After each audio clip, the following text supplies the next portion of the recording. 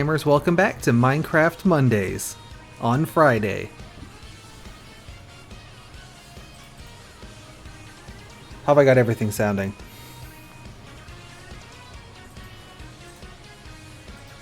Oh, this is gonna be super loud. Hang on. Hang on. And then the music.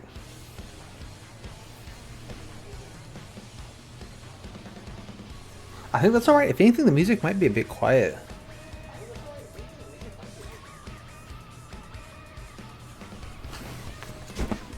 Alright, welcome back.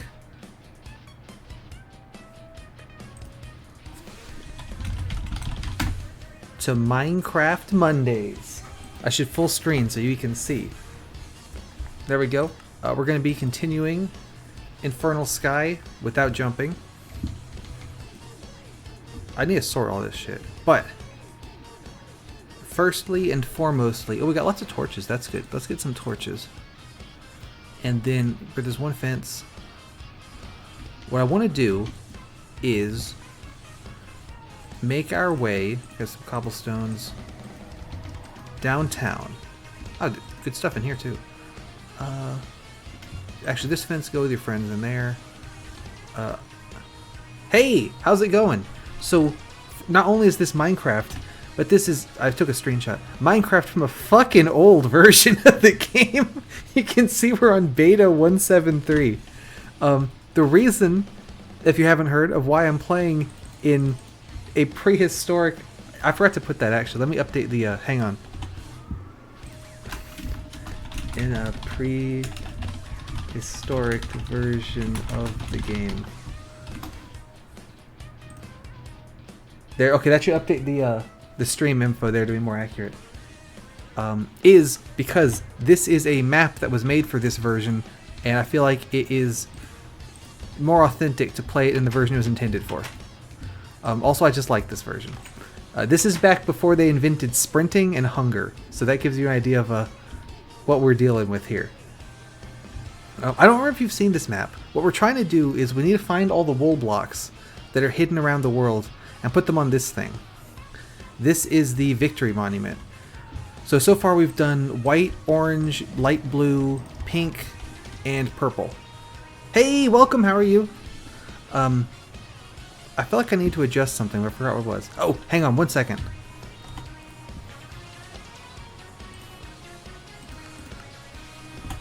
How does the volume of everything? I should have Minecraft, which is extremely quiet, so I've boosted that.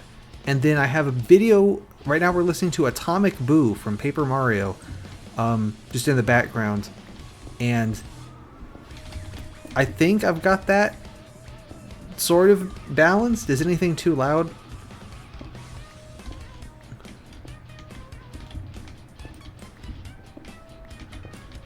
We got to be careful here because this gravel, so if the gravel is placed like this one, where it's just kind of floating in the air, then as soon as you update the block, it's going to fall. So we got to be careful about that. Okay, fantastic, thank you. I have my my laptop open so I can kind of sort of check the sound, but the problem with checking on my laptop is that then the sound from my laptop picks up on the microphone and it turns into a resonance cascade and it's horrible. So, last couple of streams, we took on the various... So, we need to collect the wool blocks. They are scattered around the world in little boxes. I think I can see one over here. That... No, I've dug up too much of this. Like this, like here, these little brick boxes. So there's 16 of these around the world. We have to find them. Now, I know where they all are because I've played this map probably a dozen times. I was thinking about this today. This Minecraft map is probably one of my, like if I had to make like a top 100 games, this particular map would probably make the list. Like, not even Minecraft as a whole, but just like this map. Anyway, so we've done those areas on the left already. So now we need to head to the right, which is over this a ways. There's also the bonus challenge, I can't jump, which doesn't really matter as much as you might think it would. It just matters a little bit. It's really dark back here. Let me just light this up a little. Pretty good, pretty good. We just got started. Last time we cleared all the areas over on that side, so I'm working my way over towards this side this time. However, I think the sun's about to go down, so I probably am going to head back pretty soon here. Let's light this up. Go ahead and do this. So the main drawback of not being able to jump is I just have to place more like stairs and slabs everywhere. It's not really, it doesn't really make it harder. It just makes it very slightly more annoying. But I wanted to do the without jumping challenge because this is kind of stupid. When I was first plotting making the Impossible Game Challenges Daily like channel, like before I had decided I was just only going to do Pokemon videos all the time forever, I was actually going to mix in actual challenges. And I did a full playthrough of this map and recorded it without jumping, and that was going to be the first video, and I started editing it, and then went, wow, I hate video editing a lot. This sucks. And then I gave up and didn't edit it. So I figured if I did it on stream instead, that's just as good, right?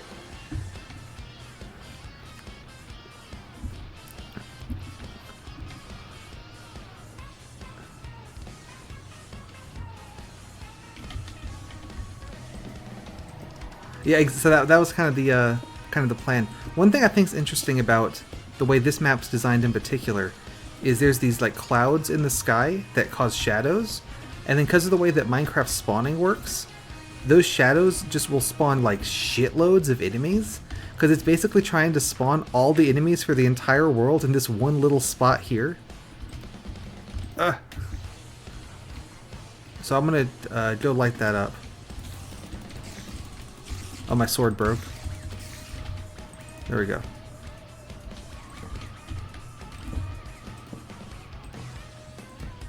That's also why the back half of the Dr. Jenkins spiders are... It's either them or the creepers are the worst things that I've made ever in my life. I'm not sure which one's worse, but it's one of those two. They're really bad. Hey, so the Impossible Game Challenge is playing this ancient version of Minecraft without jumping. So I think you were here when I made my little base over there. We are pretty much done with stuff over on that side of the world. So I'm now working my way over to the other side here. So I'm making this really bad sort of staircase thing.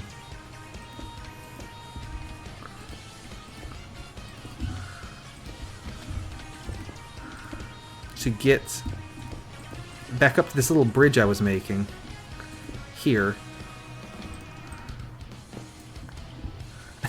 No, I don't blame you. Yeah, the like the modern textures are obviously different on a lot of them, but I think gravel is definitely changed the most.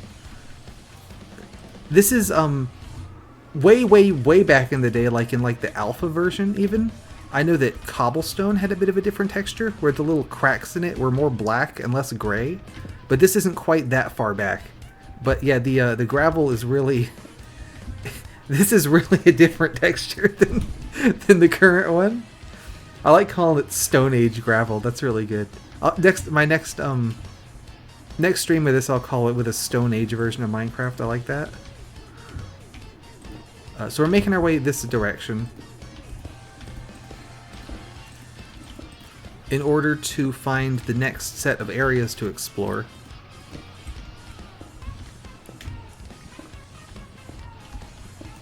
You can see a glass path sort of right there, so we're looking to get to where that glass path connects to, more or less. Let's just go around the side here. Yeah, so the modern gravel's sort of like gray with some like flecks in it, and then this one's like this weird pink stuff. I kind of like the weird pink stuff in like a weird way.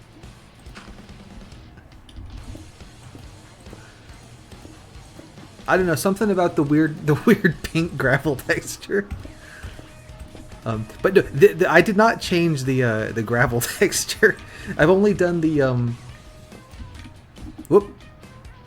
Yeah, it's one of those like where it's Ship of Theseus itself, right? Where it's like oh, this is pretty much the same, and then you look at a version from, you know, infinity ago, and it's like, oh no, this is really different now. So I think it's interesting. Whoop. See, so this is what I was saying about the gravel. You have to be careful because it can just kind of fall out from under you. Yeah, see, there goes that one. Yeah, so this is the update right before they added like hunger and sprinting and bows that you have to pull back and then shoot, and they don't just go do do do do do, you know. This is the one right before all that, and right after they added pistons. This is about right when I started playing the game, so that's definitely a lot to do with why I like this particular version so much. I remember that after I started playing it, the very first update I got to see was the one that added pistons.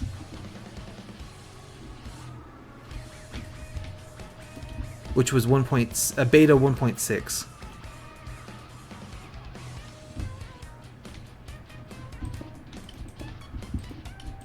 So last time we took, one of the areas we went to was the Grand Armada, which was the big chunk of like sort of floating airships in the sky, and the final bit of that dungeon where the wool was had just a whole bunch of stuff for me to take. So that's why I have all these like wooden slabs and things. There's also like that castle thing. I don't think the castle has anything in it or anything useful, but it might be worth checking out anyway, just because, you know, it's there and it's a castle. So maybe we might should go over there.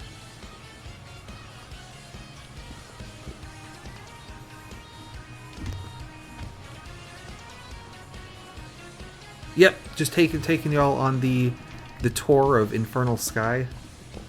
So over in this direction is, so obviously that's a point of interest over there with all that stuff. We'll get to you. Let me just kind of do that. That works. We can just go across here. Aha! See, so there's the glass that we were looking for, all the way down there. So.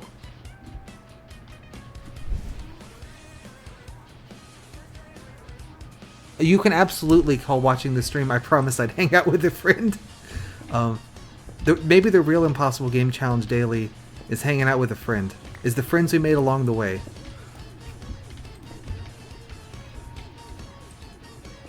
So I've only brought slabs for staircasing.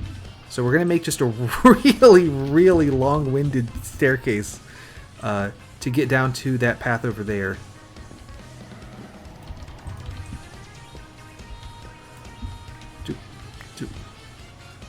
So that should be a slab.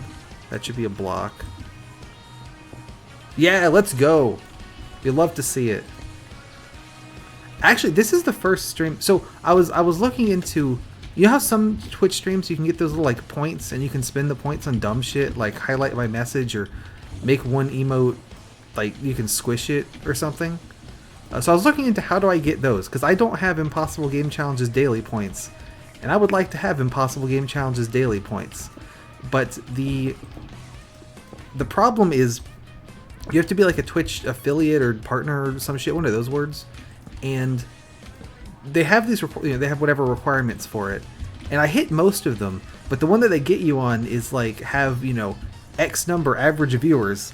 And my average viewer count is 1, because it's me with my laptop on making sure the stream is working. Yeah, it's ridiculous. I think to get the I think 50 is to get the thing that lets you like make money from it. I'm not sure, but I think the points you need like 5.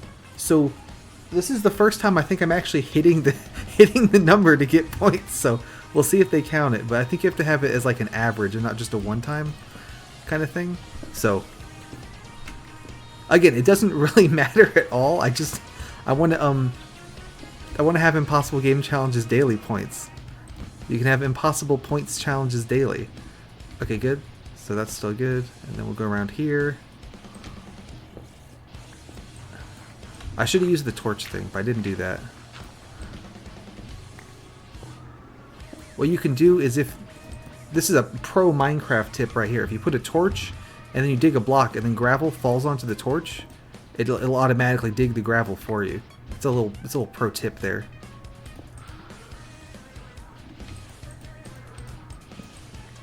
Yeah, they call it torch gravel dig boosting. That's what that one's called.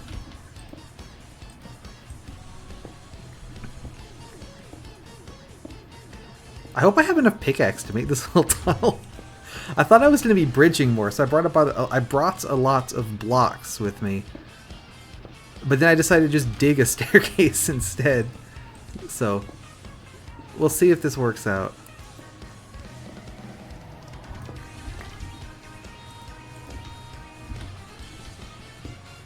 I could just hit the rocks with my hands. That is absolutely a desperation play I could do. Oh, I showed this off last time, but I think some of you weren't here. So, check this out. See this right here? This looks like wood, right? So you'd think, okay, I should use my axe on it. Wrong. This is stone. I should use my pickaxe on it. So that is an artifact of... At this point in the game, there exists only like 3 kinds of slab. I think it's stone, sandstone, and like...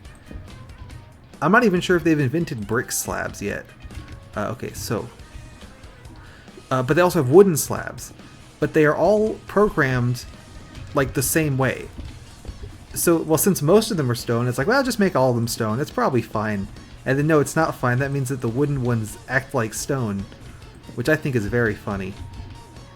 But one thing that's interesting about that is if you have a map from this extremely old version of the game, and then update it to like a modern map format, any wooden slabs that you have placed in the old map will get turned into not wooden slabs, but they'll get turned into petrified wood slabs, which has the same properties where it looks like wood, but it has the properties of stone, which I think is super cool, because you definitely could have had a really old map where you built something with wooden slabs, assuming that they wouldn't be able to catch on fire, and then, you know, by updating, now they could catch on fire, so it breaks your thing, and your thing would burn down.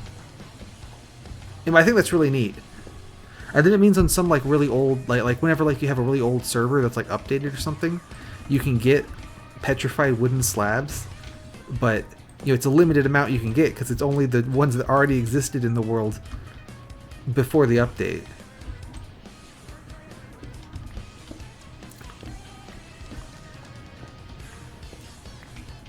Don't mind me just making this entire little platform flat. There's no point for this, just I want it to be flat, so we're doing that. There we go. Put one there. And then, okay, we need a stair here. Doop. I think this is 1 block too high. Yeah, it is. Yes, just like in real life. I'm not sure what that's probably reference to punching the rocks with your hand. You absolutely can do that in real life. So true. If anyone tells you that you can't punch rocks with your hand, then you should punch them with your hand and then dig them up and turn them into a petrified wood slab. That's what I think. Exactly, yeah, it's the perfect thing to make an economy with, because there's no way to get more.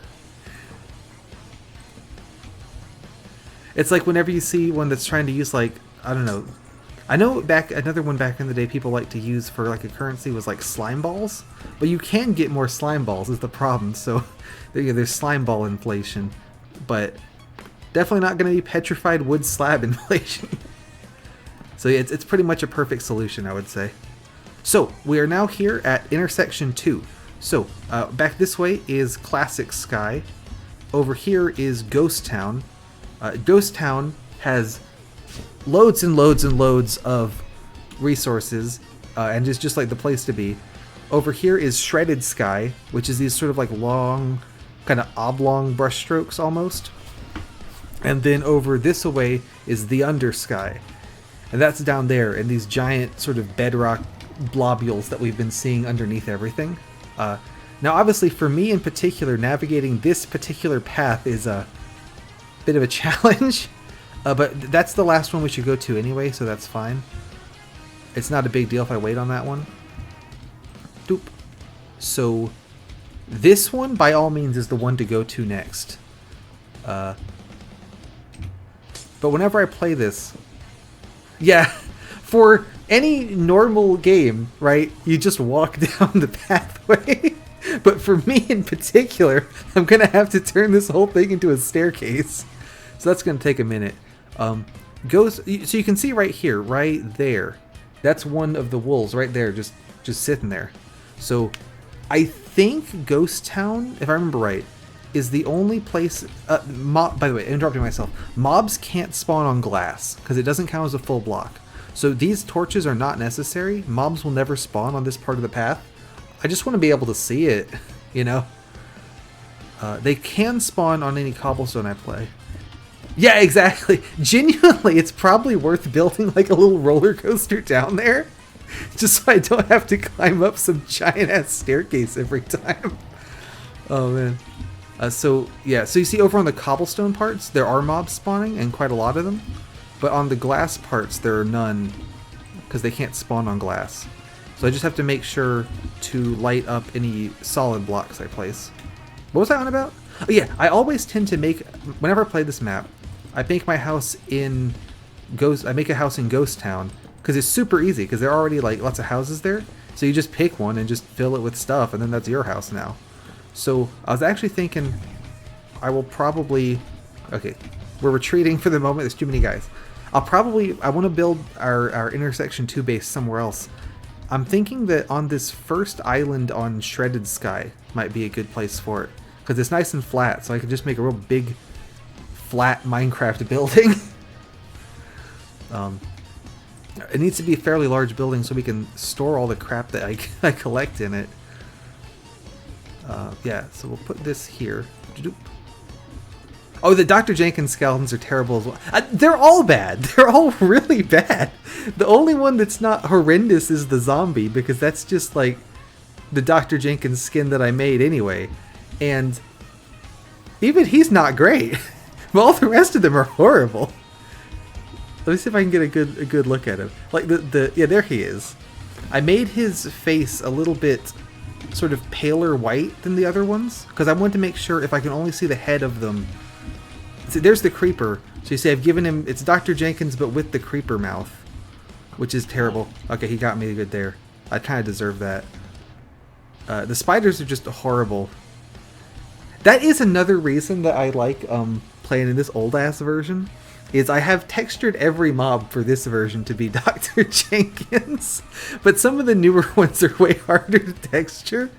Like, I can't quite figure out how to make... Like, when you do an Enderman texture, they kind of have, like, this weird overlay on them that's like their glowing eyes or something, and I can't quite figure out how to make it line up with the rest of the body and all this.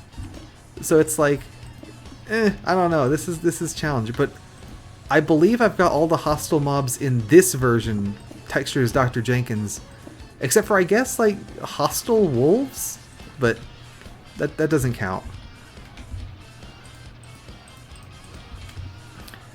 I'm hoping that the moon will go down as I make it to this little island here.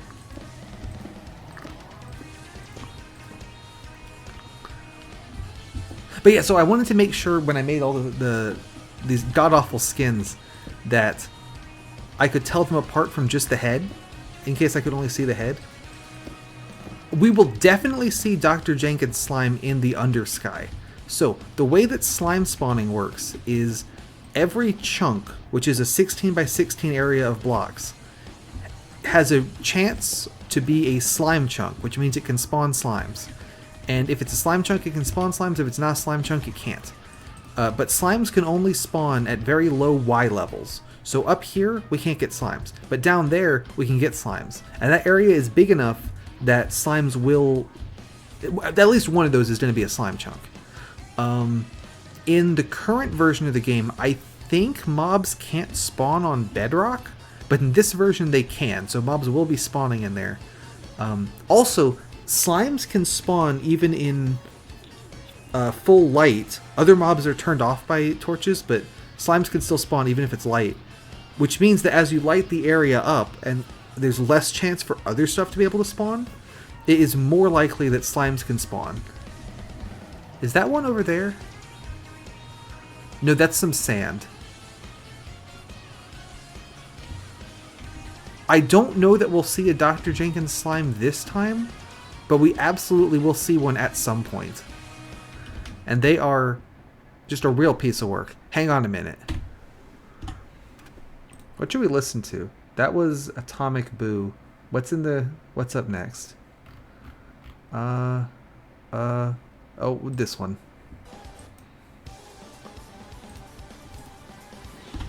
So don't get your hopes up for Dr. Jenkins slime today, but absolutely Dr. Jenkins slime at some point. We are going to have to deal with it. One of the maps in this series is called Canopy Carnage. And so it's like you're in a jungle, right? And Canopy Carnage is fantastic for spawning slimes. Because the way that he built the map, this is back in the day when the height limit is like 128 blocks, which is like super short by modern standards. I totally should. You're absolutely right. Just make it just the absolute most intense Minecraft without jumping you'll ever see in your life. Yeah. So the way that Canopy Carnage is built is it wanted to have really tall trees and stuff because like it's a jungle, but the game does not let you do that because it can only be, you know, however tall. So the entire map is built at like the ground level in Canopy Carnage is like Y level 3, with 0 being the bottom of the world. So it is super at the bottom of the world.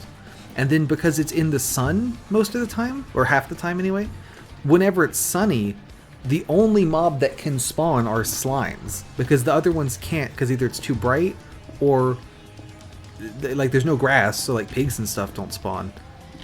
So yeah, if we play Canopy Carnage, we are going to see Dr. Jenkins slime. We'll probably see him before then, unfortunately.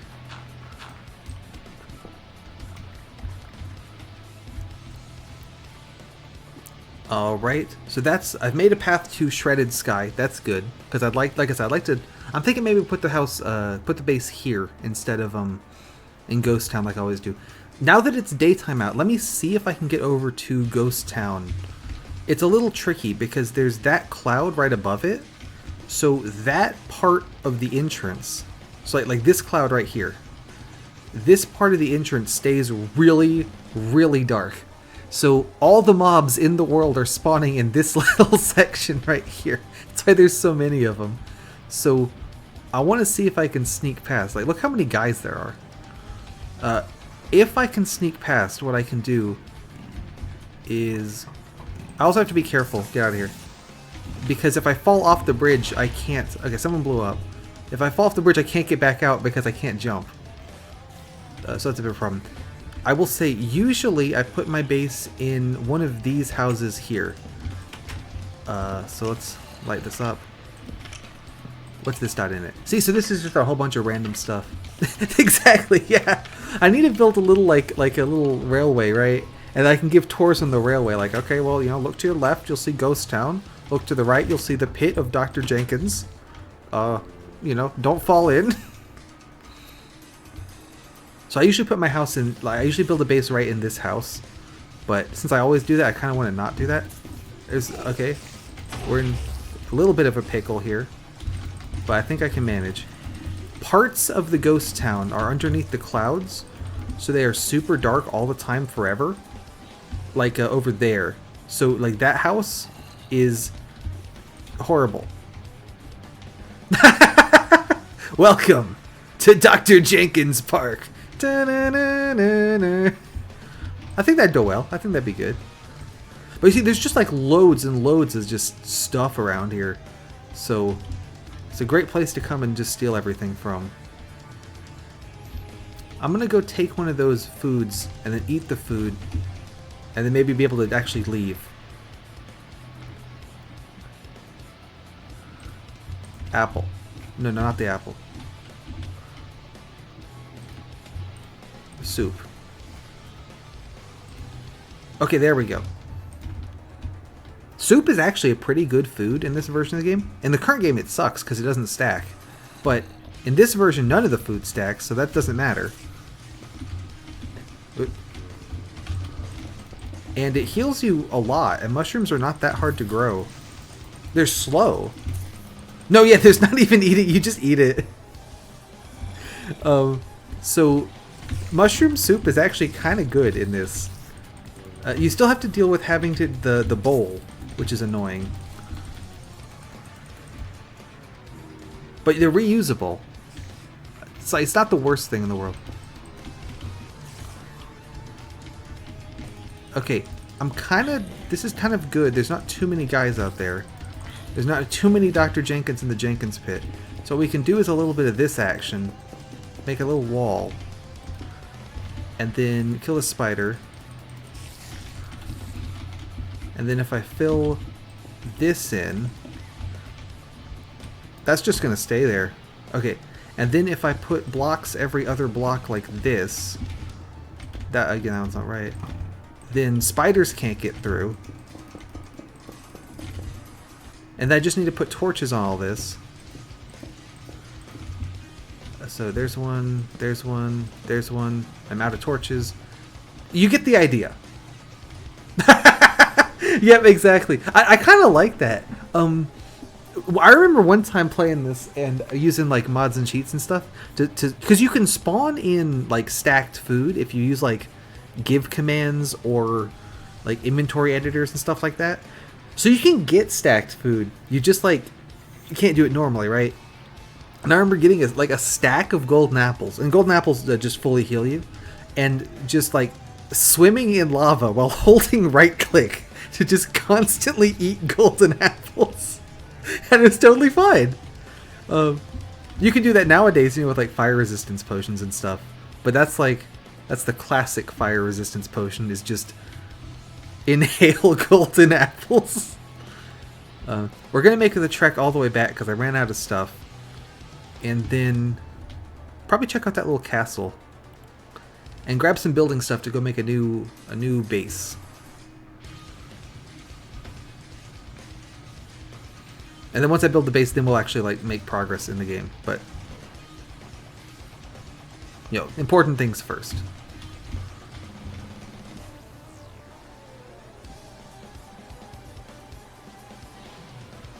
Exactly, yeah. Why bother with fire resistance potion when you can just constantly eat golden apples and you're fine? You just doesn't even matter. Doesn't even phase you. I think I mentioned how armor works very strangely in this version. So when you have, no matter what your armor's made out of, when you have full armor on, like you'll have a little armor bar right here, and it, like no matter what the armor is, it fills up the armor bar fully, and will protect you from any damage, including stuff like drowning, being on fire, you know, any of that. Just if it's damaged, don't worry about it. You're good, you know, that kind of thing. And so, ooh, we got 4 string. You know what that means? Where's my wood? There's wood. Let's put up a painting. We'll put it here. I already have that one. That's a good, yeah, I don't have that one yet. What was I on about? There's something stupid. Was it food? Or water or atmosphere? Oh yeah, thank you. No matter what your armor's made out of, it gives you full armor, and then will protect you from any hit. So like full leather armor will let you take, you know, you're protected, you're good to go. But the amount of durability the armor has affects how, like the less durability left on the armor means that it doesn't protect you as much. So if you have like half worn out diamond armor versus brand new leather armor, the leather armor will protect you more, you know, until it also starts getting worn out, which is really not how it works now at all. But it does mean that in these kind of maps, where if they just give you a stack of leather, it makes sense to kind of hang on to that, and then when you know you're about to do a particularly dangerous dungeon, just make the armor then, and then throw it on, and then, you know, you're good to go.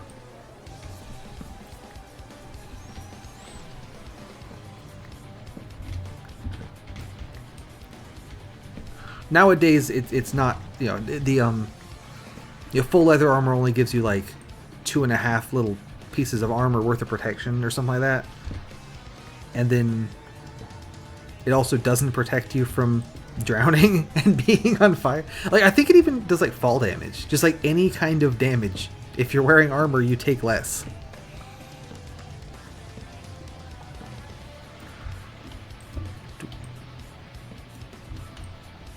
So in Canopy Carnage, one thing that's interesting is around the map you can find pieces of gold armor that have been like one helmet, one legs, one shoes, that kind of thing, that have been edited to have much higher durability than they normally would. So like where they normally have 30 durability or whatever, these have like 1,000. And because of that, and since armor protects you more based on its durability, when you put on these armors, you're completely invincible. Which I have no idea if that is how... Okay, I'm certain that's not how it's supposed to work in terms of Minecraft. I have no idea if the guy making the map intended the armor to make you invincible, or if he just wanted to give you armor that would take a while before it wore out, or what. But it's really good, so I'll happily take it. I think, if no one else has done it since I last checked, I have the #2 world record speedrun for Minecraft Canopy Carnage, which is also done in this old-ass version of the game. And the only reason I'm #2 is because only one other guy has ever done it. So, it's a pretty good record, I would say. Pretty solid.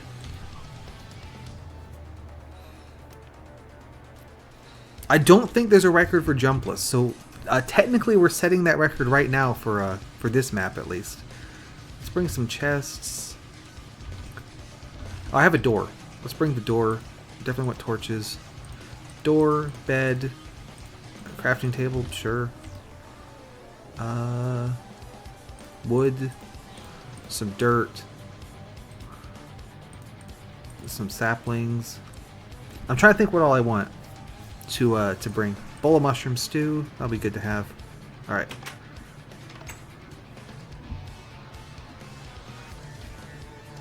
Just like with the games I've been doing, the Heart Gold, how fast can you catch every letter? And the answer is not very fast at all, because I'm not very good at it. I don't know that anyone else has ever tried to catch a Pokemon starting with every letter in Heart Gold and timed it. So we might get the record there anyway, despite me playing it very, very poorly. I have the word fast in all caps in the title of the stream, but it's how fast. It's not, watch me do this really fast. So yeah, I think maybe we get away with it on a technicality there.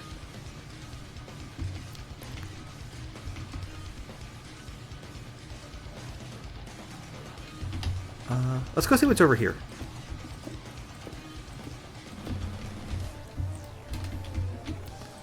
A torch.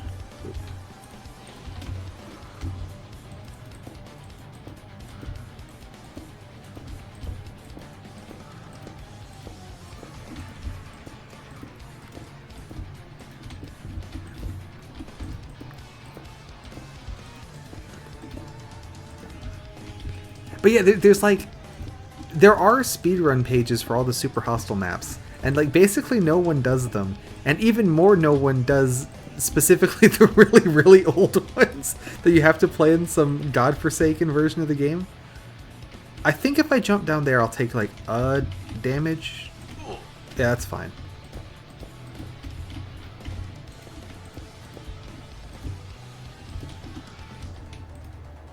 Oh, I think I'm off the edge there. Another block here, and then keep going. Just gotta make room for the staircase here. There we go. And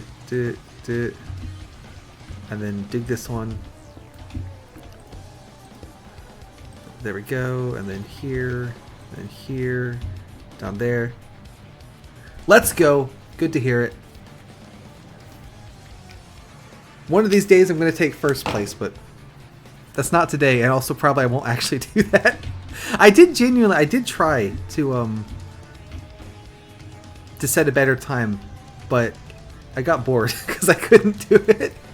So that other dude, they can have the record. Good on them. But happy to have second, That's something. Okay, with this bugger all up here. Luckily, this place comes with a staircase, so I can actually investigate it. Okay, what's this? Okay, that's birch sapling and seeds. Not crazy good, but I'll take it. Yeah, exactly. It's the other guy was already there when I did my run, so it wasn't like I had first and then he took it from me. Like I've been second ever since I uploaded one. It's like, I could maybe do better than this, but that'd be hard. That sounds like a lot of work. So, what if I just don't? I have I did a bunch of I'll say speed runs with gigantic quotes around it of like individual Bloons tower defense maps, just because no one had ever bothered to upload a time for most of them. So it's like I can have like 100 world records just by playing Bloons kind of badly and then uploading it. So I'm sure whoever had to go through and approve all my submissions was like, why are you doing this? But I imagine a bunch of those have been beaten as well. That's right, yeah. Sometimes you just want to win by default. That's good enough. Thank you, I appreciate it. I think it'd be funny to do speedruns on the Impossible Game Challenges Daily channel, and then they're like, what the hell is this? What's Impossible Game Challenges Daily? When I try to submit it, What's the challenge? Is the challenge just can you do a speedrun? Or what? But those are all under regular Magical Unicorn, which is like the usual name I use. Kind of in my head, Impossible Game Challenges Daily is the name of like this show, right? It's not like my name, if that makes sense.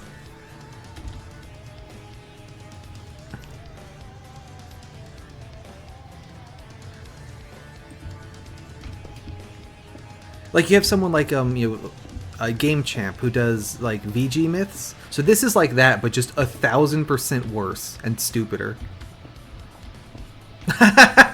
No, it's the same person. It's like I'm regular Magic Unicorn, host of the show Impossible Game Challenges Daily. That kind of thing. I really like Impossible Game Challenges Daily because that is just such a terrible, terrible brand to try to commit to.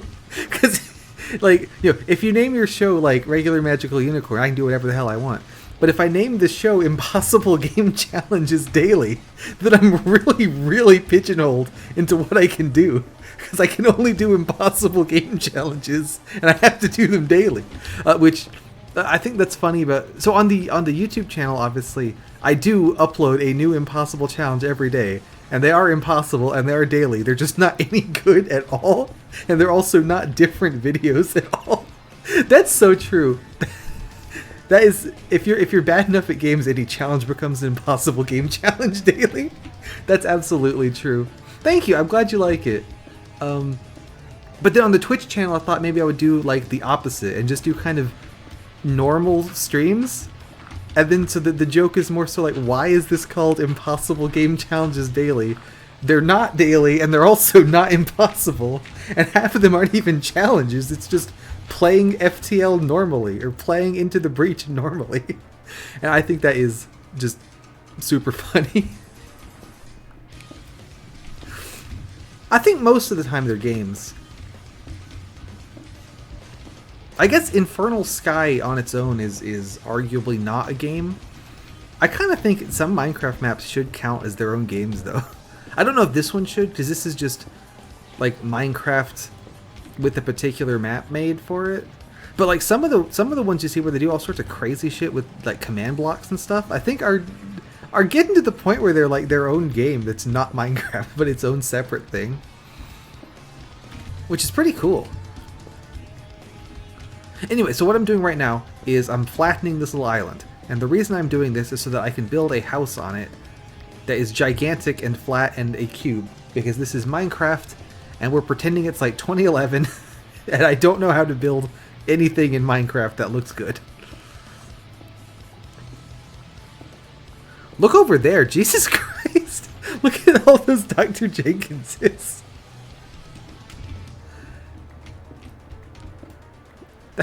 That's so many of them. Once again, so the reason that does that, this area even more so, yeah, exactly. So even more so than that area over there, this area, if I look down, it's just void down there. There's absolutely nothing. And these little islands don't really have caves in them or anything. They are absolutely partying. So over on the other island, like there's a couple caves, and then there's that bedrock thing beneath.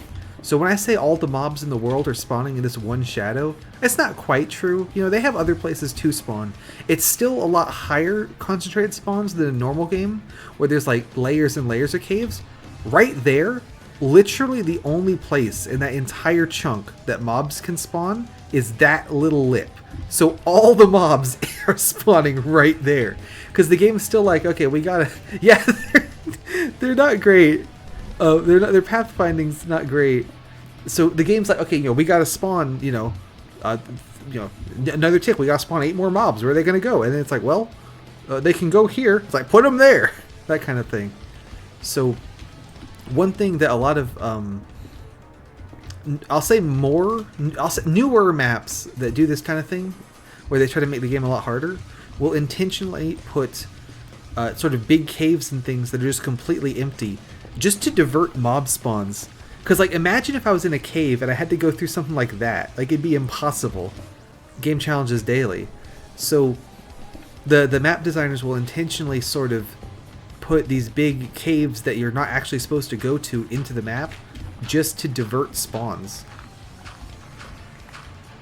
This map was before they invented that tech. But also, I don't think it needs it, because you're outside most of the time in this map, so you can rely on, like, the sun. Speaking of the sun, it is going down, so I should quickly make a really, really shit house and sleep through the night here.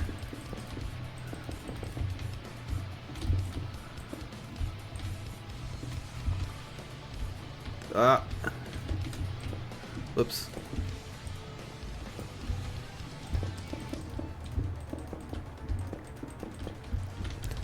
Where's my door? There's the door. Put the door on. Okay, we need a lid.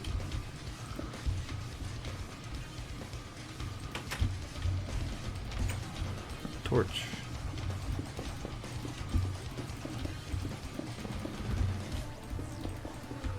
And then one here. Alright, welcome to my Minecraft house. What do you think? I worked pretty hard on it. Let's throw a bed down.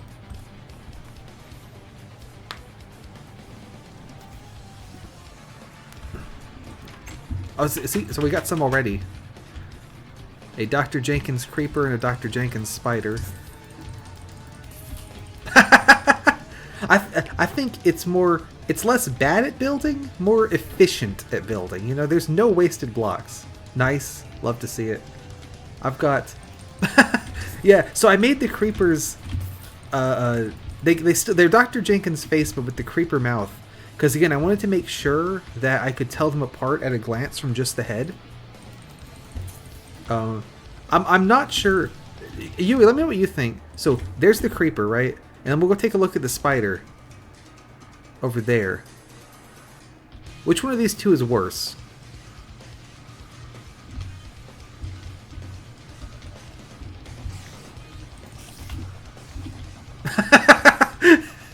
Yeah, I think that's the spider is. I really wanted to emphasize the fact that Dr. Jenkins is not spider shaped. Yeah, hey, welcome back. Hope you enjoyed the spiders. Yeah, so the way that the spider legs are textured is really interesting. If we just take a look, right up close here. So this leg, you know, that's like the left side of the texture. That's the right side. But the other side, they're not like mirrored. You know, it's just like the same texture. So if I put like a sleeve on one part of the arm, then on the other side, the sleeve would be on like the wrong half of the arm. So the options were either no sleeves or all sleeves. And I went with no sleeves because I thought that made more... I thought that was worse, you know? I thought that would look worse. And I think it was a good call. I think this guy's pretty terrible. Yeah, I was really surprised by that because I would think it'd be like mirrored at least. But I might be misremembering, but I believe that's why I did. I think I tried doing sleeves at first, and then it was like, oh, you can't do that. I would have liked the half sleeve, but if I'm remembering right, so if I had the sleeve like on his left side, the sleeve connected to his body, and then the hand part was the part that was, you know, on the ground. On his right side, it would then be that the hand part connected to the body, and the sleeve part was on the ground. Like the texture is not mirrored on the different legs; it's just on the leg the same way. I might be misremembering that, but I'm thinking I did try to do correct, like proper sleeves, and it didn't work. Alright, I'm going to dismantle this house and make a much larger but equally shitty house.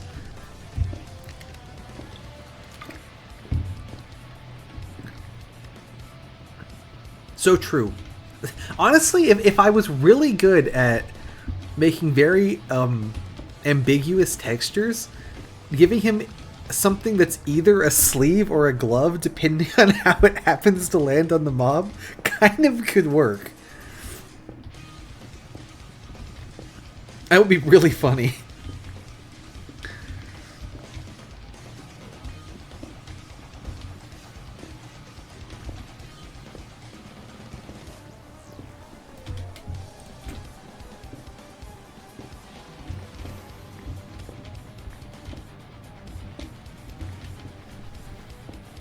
So I want to make a really big house so I can store a lot of stuff, because especially Ghost Town just has lots of loots and things to get. So that's why I've cleared out this like whole island for it. This is probably a tad excessive, but you know, we'll make it work.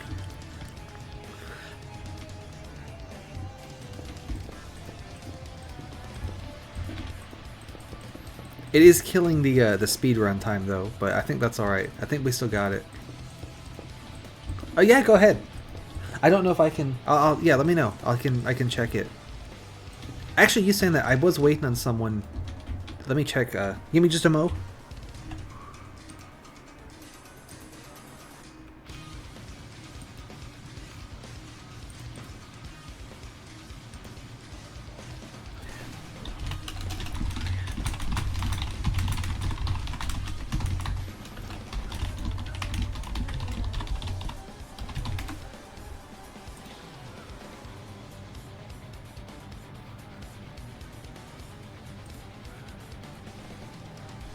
Oh, I'm still talking. Sorry, I had to check. I'll explain in a second.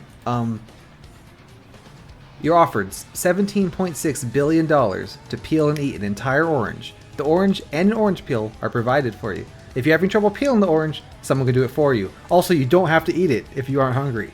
Impossible game challenges daily. I like that a lot. Thank you.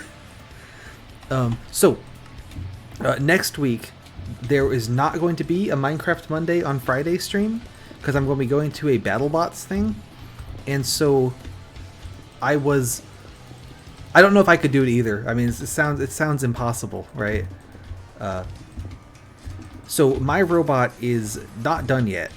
It's mostly done, but it's not done yet. So me and my dad were putting the last couple pieces together, and in doing so, we got the pieces attached, but we burned through way more of my spare pieces than I would have wanted, because we kind of did it wrong the first time and had to take them out and redo it. So I was asking a friend of mine if they could quickly 3D print some replacement pieces so that I have spares for the event, but they have not responded yet, so that's fine. But I did need to check if they had asked me anything about that.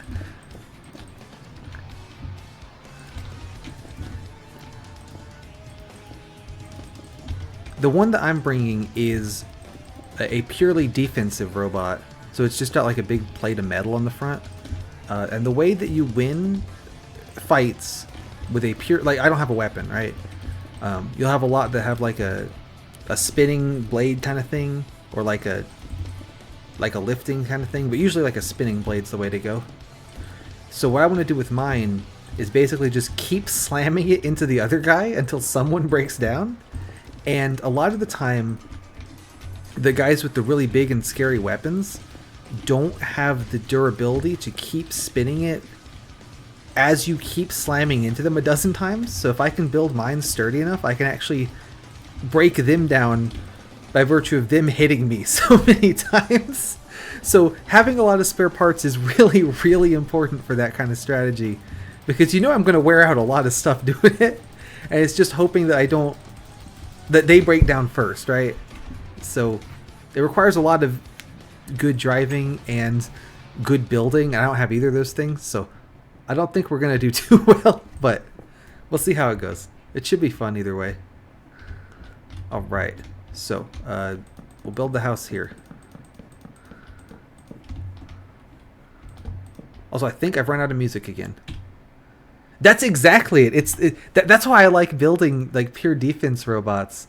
It satisfies the grug hit brug with rock. Like there's no like, oh, I have to figure out what length of weapon belt do I need, and there's no like, okay, let me make sure that my motor is spinning at the right speed. There's none of that. It's just let me drive my guy into you, and then that's it. That's the entire plan. So I really enjoy pure defense robots like that. This one, for the first time, I'm doing something new with it, where I have a bunch of different things I can put on the front depending on who I'm fighting against. So the sort of default is just this big titanium plate that I can throw on. That's really good for fighting robots with horizontal spinner weapons. Let's see, 2, 4, 6, 8. Okay, so I need to actually bring this in by 1. So that's when you just have like, big blade. It spins like parallel to the ground. One thing that's really, really good with making a horizontal spinner is you can make the blades super big and they hit really hard. The other kind of spinner you get is like a vertical spinner, which is more like it spins the blade and like sort of throws uppercuts the whole time. And what's really good about those is, so generally those will have a smaller blade, just like it's hard to make it big enough to run a gigantic weapon. But the benefit you get is that not only are you hitting the other guy, but you're throwing them up into the air all the time. So you can like, flip them over in the air, or just the other guy, he gets hit once and then he goes up in the air and then gets hit again when he lands on the ground. So that's another big benefit of vert spinners. So usually when I have to fight a vert spinner, I just like hope for the best, But what I can do with instead of using a big wedge, I have these little like, yeah, exactly, you do double damage more or less. I have these like fork pieces where they're these narrow bits of metal that kind of stick out, and ride along the ground to get under the other guy. And the benefit of that is, of course, if I'm underneath them, they can't hit me because I'm underneath them, right? Oh, actually, no, I do need to make this one. I messed this up. This wall needs to be in one.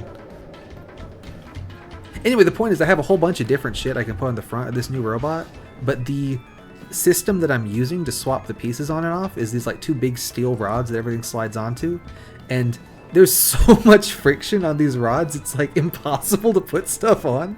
So that's kind of an issue, and I'm expecting to be able to swap these things out quickly.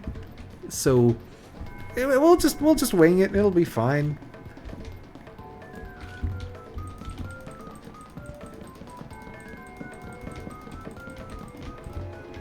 But yeah, that's my BattleBots stuff I've been doing. On the if you've ever seen the show BattleBots, the ones on the show are like 250-pound robots. Mine is 3 pounds. That's what in the beetle weight class. So it's not quite 300, yeah, 250, but definitely some of these beetle weights could grievously injure you if you looked at them funny. So there's still a lot of safety and stuff that has to be in place. Oh, the big ones are in like the tens of thousands of dollars. You can only compete if you have like many sponsors. Like no one is I don't think anyone is just building one out of pocket and just sending it. Like it's all yeah. It's to the point where it's like it's super cool, but it's so far out of reach that's not even something I'm like, I'd like to do it eventually. Honestly, you're not totally out of the picture. There are... Do I keep peeking the mic? It looks like I am. Anyway, there are some robots that are extremely modular, and more or less can just like completely take the whole thing apart and then build a brand new one to replace it. There's one on the show called Ribbot, which is themed like a frog, and they are known for being they have a horizontal spinner weapon and a vertical spinner weapon. And then what's crazy about them is that both of them are actually pretty good weapons. Usually if you try to make your bot super duper modular, you're sacrificing... Being okay at everything means generally that you're not good at one thing, if that makes sense. But these guys have actually figured out how to make something that can do everything and is also pretty good at it. So they're pretty close to being able to just build a brand new robot and you just don't know who you're fighting. Oh, that's the wrong way. I haven't really experimented much with sort of modular bits before where you can take them in and out and things. Mostly mine are just you put them together and then they're just like that. Oh, you know it. Absolutely. A couple years ago, there was one on the show called Abwalden Overlord. And if you want to look up Abwalden Overlord, it's real goofy looking. But it's this like, it's almost this like, the top half of a humanoid looking robot, but then they just put some wheels on the bottom because I guess they ran out of weight. And it's got all these like strings and things on it, so you can almost like puppeteer it and it'll like reach around with its hands and stuff. They can't fight at all. I mean, you know, like what's it gonna possibly do? So I think they just let it on as like a joke mostly. But eventually someone's gonna make one of those that actually works. And then that's when we're gonna be sorry for making fun of a Balton. Oh, let me see if that's the one.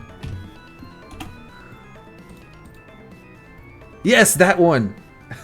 So it's got all those strings and things, right? So it is kind of cute. The way that they drove it was like the driver was holding like he had like, it's almost like one of those VR things where you like move the controllers around.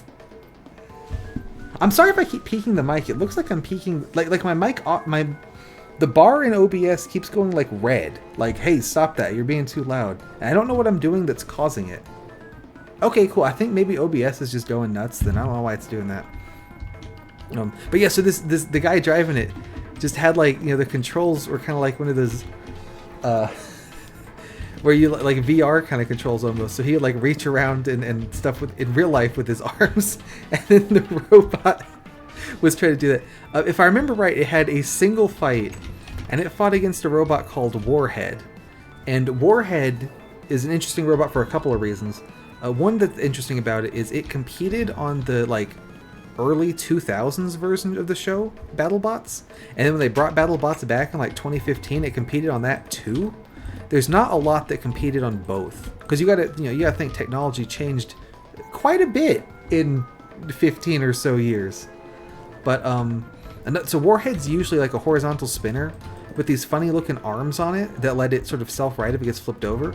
But what they did to fight a Balton Overlord was they put this giant like metal T-Rex head on the robot instead of the spinner, so that they could just like bite a Balton Overlord with the T-Rex head.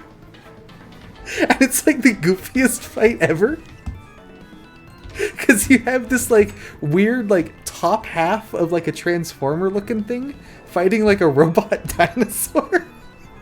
And it's just like, this is fantastic. I'm so glad you put these two against each other. Warhead won, by the way. It was awesome. I think they had it at that point, but at some point Warhead added a flamethrower into their T-Rex head, so it also could like, it could spit fire out of the T-Rex head. It was awesome. Yeah, if you look up like BattleBots Warhead, and then keep looking at pictures until you find one with like a big T-Rex head on it. Most events don't allow flamethrowers, because you have to, the arena, I mean the arena already suffers a lot of damage. I don't think your link has worked there. It's quite an interesting link you've provided. Let's put a crafting table in this corner. Oh, hang on. So can I do... Okay, so check this out, right? I want to put a torch on top of this crafting table, but I cannot do it. And if I hold shift, I still can't do it because I haven't invented that yet. But it's not impossible. what we need to do is dig out the crafting table, dig this block, put it back. So I have a torch here, and then if I try to place a torch on another torch, it'll put it where where it's legal to. So the only legal spot on this block is on top of the crafting table. So bam, there it is. And that's all you have to do. That's a little Minecraft pro tip if you ever find yourself back in time by 10 years and need to put a torch on a crafting table.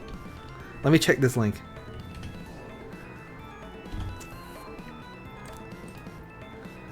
Yeah, that's the one. That's the with the T-Rex head. So imagine that with the T-Rex head on, and then that Walden Overlord guy just like fighting each other, and just just what a disaster that would be. It was awesome. Okay.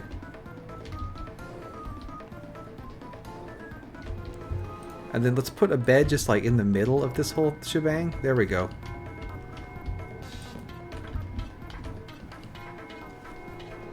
Yep, exactly. A friend of mine keeps... I'm not quite sure how much of a joke it is that we should make like AMVs for our battle bots. So like, pick some song and then sync it up to a bunch of clips of us hitting people with the battle bot. I think it's a great idea. Oh, that works out perfectly. Wow.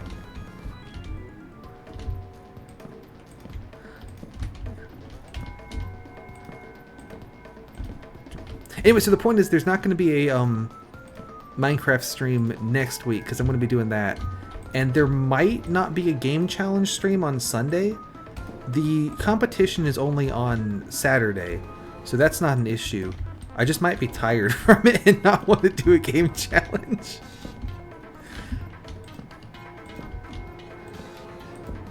You know how it bees. Okay, this one actually should be up on the wall. Boop, boop. Alright, so I think this house has come along pretty good, what else do we got? Let's just throw some of this stuff in here.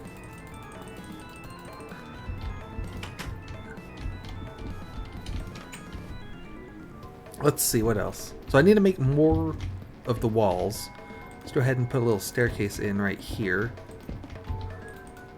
Having those cookies on my hotbar is dangerous. I might eat them.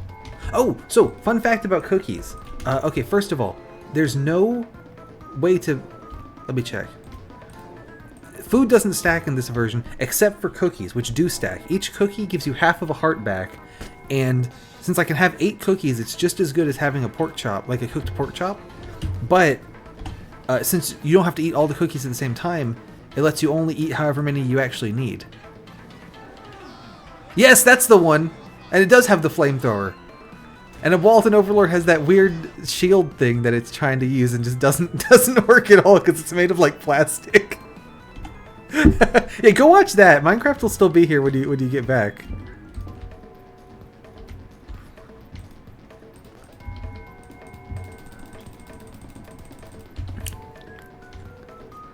I feel like this room should be one taller.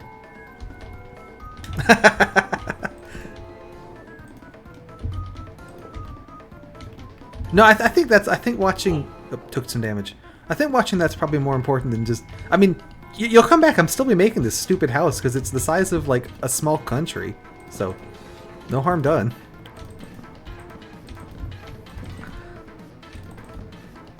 You know what would be sick would be to give this whole thing, like, a glass roof. Like a giant skylight.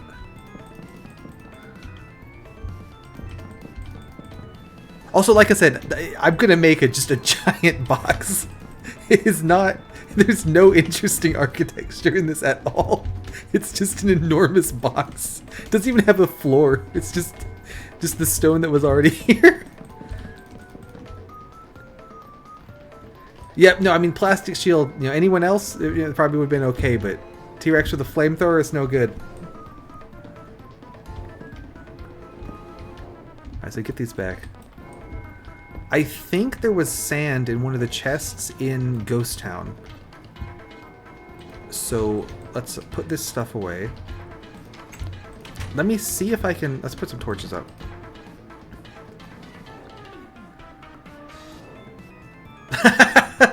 It's almost the equivalent of that living space Just if the room was gigantic, but still only had one bed and one PlayStation in it.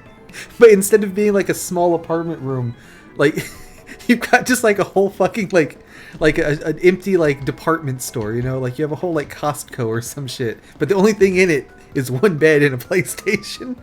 That's what I've built. Like, look at that. Look at the anti-aliasing. That looks horrible. Is that coming through? Oh, sick. You can use your emotes. Nice.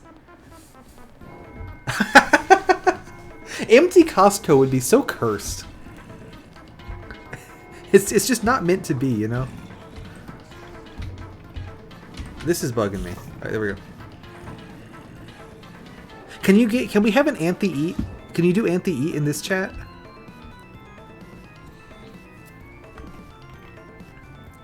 Let's go! We got anti-eat. Fantastic. For context on who this is that we have just put in chat, Yui is one of my friends. She has a webcomic, and one of the characters in it is Anthe, and she is that girl with the shark teeth, and we have an emote of her eating things. It's great. It's really good. I was going to raid into Yui's stream. She usually streams on Friday, but I think you're not doing that today, so I'm not going to raid into you. I'm just going to play Minecraft until I get tired and then go to sleep, probably. No, I explained it. Anthe eats things, then we made an emote out of it. There you go. I think that's all you need. Alright, so I have sand and a furnace now, which is good. Yes! Yep, that's exactly right. I bought Yui Into the Breach, and thank you for the Rainbow Avalon. She has not had time to play it yet, but one of these days, maybe. I've already warned not to watch my stream on Monday, to go in fresh. I know you've got a crap ton of games on the backlog to play though, so you know it's no worries when you actually are able to get around to it. But there you go. Yep. Sun Screon to the Yui Wrong channel if yo wanan see into the beach. So true. Okay, so there's like 3 creepers and a zombie over there. There's a zombie on top of my house. So I'd prefer if he wasn't there.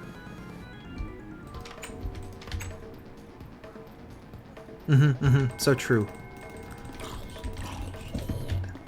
This is back when zombies dropped feathers. Good stuff. Let's quickly... I'm not quite sure how sleep mechanics work in this, so let's just like encase my bed in a little tomb here.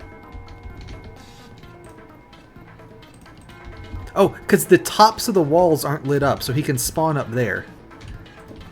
He can't get into the house by climbing over the wall, but the top of the wall is not lit up yet.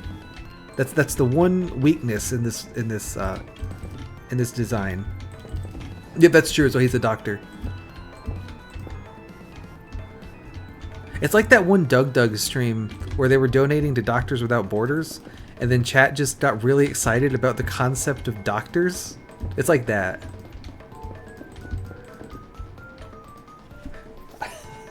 My favorite was someone like, I don't know if he's, but because he was doing like playing Donkey Kong or something, but every time he died, he had to make a donation to Doctors Without Borders, that kind of thing.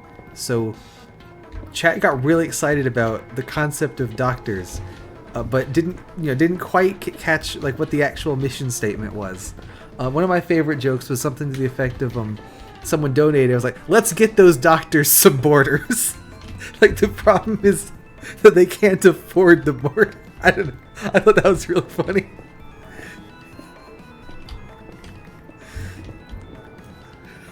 Which is like exactly the opposite of the concept. Oh, good. Yeah, you know, with the one where he's every time he dies, he gets to donate more money. Yep, that's another one. Is they donated to to the wall to build the border.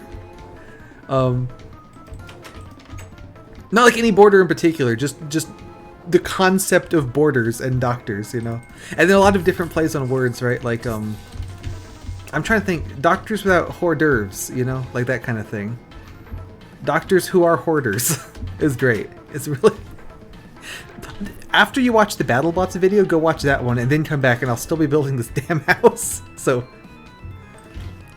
not that one. I'm gonna plunk this down. Boom. And then we gotta use my advanced tech here to place... Can I put a fence down? Ta-da!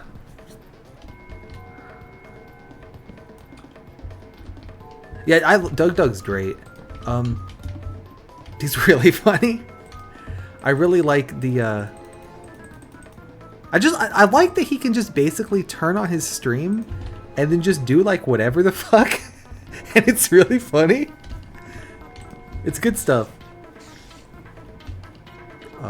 Okay, so I should have brought coal so that I could turn the sand into glass. But I did not do that because I didn't honestly think I'd get this far.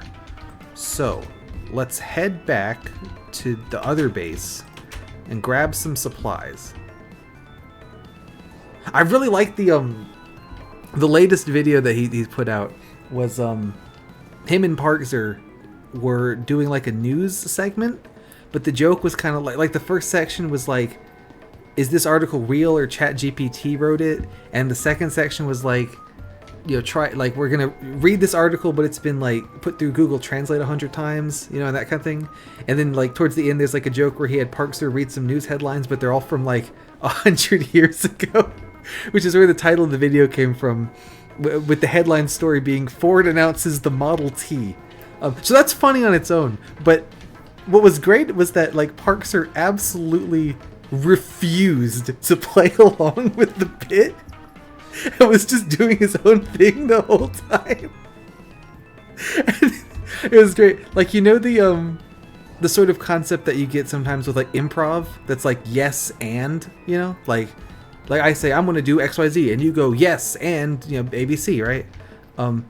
Someone in one of the comments described this as no and, where he's just like absolutely would not play along, just started talking to his own thing instead.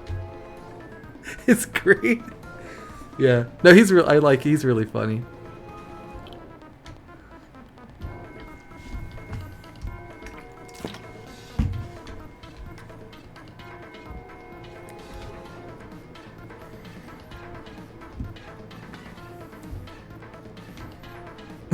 Yeah, it's really easy to do that because it's just like you see one and you're like, oh wow, yeah, this is great. I've been missing out.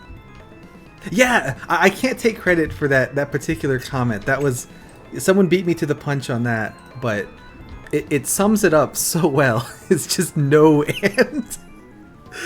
It's really good. Okay, so we'll bring the coal. We need that. We'll bring the pressure plate for the door. I think I probably don't have enough sand. Do I have more sand somewhere? It doesn't look like it. Okay, let's bring the charcoal as well. And eat that bread. Let's see. I mean, I have 8 sand there. We can dig some more sand along the way. I think that's what we'll do. How are we doing on daylight? Okay, halfway there. Digging up a square. Good to go.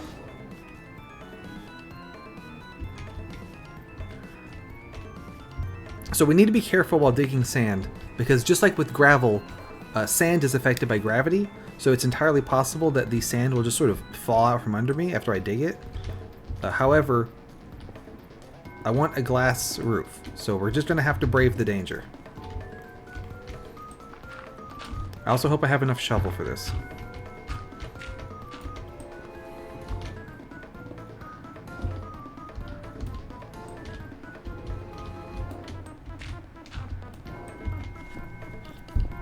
I know as well, like, I was there for one of the streams Doug did, where it was the one where he had come up with a secret rule, and then Twitch chat tried to guess the rule, so you would get 10 chances.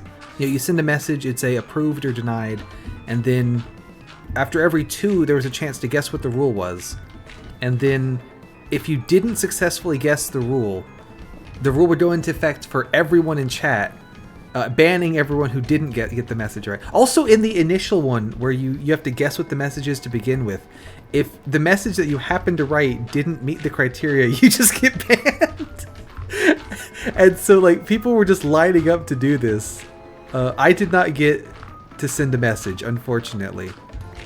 But, you know, I tried. And then there was one where he set up, I don't even remember the exact details, but he set up his automatic ban machine so that every time you type a message in chat, it was like there was a 999 out of 1,000 chance that you would get banned, and a 1 in 1,000 that you'd like ban one of his moderators instead. And just do stupid shit like that. And that one culminated in, he set it up so that every message had like a 1 in, I want to say 10,000, 100,000 chance to crash the stream, but otherwise you got banned. So the stream ended with people just hurling themselves at the stream until they took it out. And it's like, where do you come up with this stuff? This is incredible. Yeah, no, that's fair. I don't tend to watch a lot of live streams either, but I was bored and Doug was on, so I'm like, I guess I'll see what he's up to. But yeah, for the most part, I'm a video watcher more so than a stream watcher. And just most things in general, honestly. Which is funny that I'm doing a live stream and I don't really put any serious effort into my videos, but you know, let's not worry about that. Okay, I ran out of shovel, so we're digging the last of the sand by hand. Yeah, I guess you're the one I watched live the most. There's another guy I like a lot, Gatorbox, and he is on right now. I'm competing with him because unfortunately, the convenient times for me to stream were the same times as the convenient times for him to stream. But he's pretty cool. He does a lot of like really just like obscure kind of nonsense stuff. Yeah, he's got a pretty small community as well. So it'll be like, oh, you know, tonight we're playing some Wii game no one's ever heard of, right? That kind of thing. Whereas I like to pick something and kind of stick to it. I got a bunch of tools from the airship we looted last time, so let me just grab some of these. Yeah, I'll say that's one of the problems with trying to watch Doug at this point, is there's absolutely no chance anyone's gonna see your message. I mean, it's just, you're shouting into the void, it's gone. So yeah, having someone smaller where you can actually have your message like read and interact and stuff is a lot of fun. And I gotta think that being a smaller stream to the point where you can read all the messages and interact with them is pretty fun. Thank you. I really appreciate it, everyone. Thank you. Like I know that some things that Doug has done, because he has like a billion people in chat all the time. Like he's done a couple streams where he'll like give talking privilege to like 1 chat member or like 3 chat members or something like that. Like the D&D one he did. I mean, hey, you found me with Into the Breach, so that's a good call from my part. I'm glad you're here. Thanks for coming by. I really appreciate it. I was telling Yui that I got a single viewer from playing Into the Breach, so if she plays it, she's guaranteed 1 viewer as well, so it's pretty good for the numbers game. But for real, I'm really glad that I appreciate that you joined. What was I on about? Yeah, Doug will do a thing where he'll like have 1 Twitch chatter is allowed to speak and like get their messages on stream, or like 3 or something like he did with the Dungeons and Dragons. And I feel like that's probably a pretty good way to be able to interact with chat in some way, while still, you know, having an audience the size of like a country, right? But I do imagine that you kind of lose something when you get to the point where the messages are going by so fast you can't read them anymore.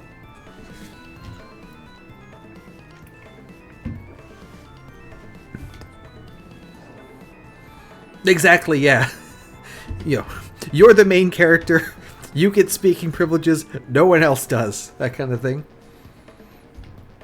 And when I say speaking privileges, I mean like the like he'll put them on screen, they get like the text-to-speech voice and stuff. So, you know, you can interact with someone. It's better than no one. Let's see if I can sleep. I'm not quite sure if I will get away with this or if a monster will kill me. I did get away with it. At some point in this game, the way that monster spawning at night worked was like, if a monster can get to you at all, they will eat you. Like they will spawn while you're sleeping and kick your ass. But at some point, the way it worked, where'd my torch go? Was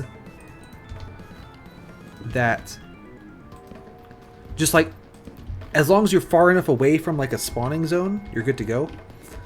So this bed is plenty far away from anywhere that mobs can spawn, because the closest they can get is on top of the walls there, and that's, you know, that's miles away. But if it was a case of, can a mob pathfind to me?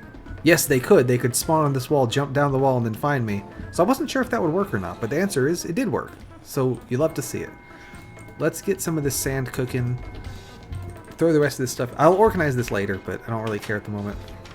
And then I should have gotten... No, I don't have any more torches. Let's make some. Let's make a couple torches and then get going. Do I have more coal left over? I do. It's in here. So we need 16. I'm out of music. What do you say if I just play a Doug VOD in the background? That'd be good, right?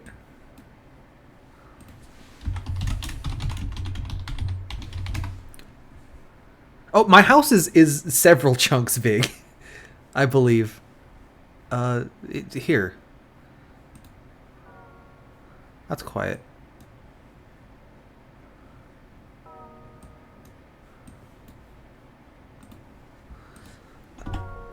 There's some hotkey that lets you see the chunks. Is it Shift F3? No, that puts a weird bar in the corner.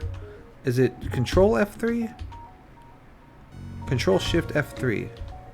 Alt F3. Control Shift Alt F3. Okay, I don't know what it is, but a chunk is 16 blocks by 16 blocks. So this way, let's see, 1, 2, 3, 4, 5, 6, 7, 8, 9, 10, 11, 12, 13, 14, 15, 16. So, like, this away, my house is one chunk.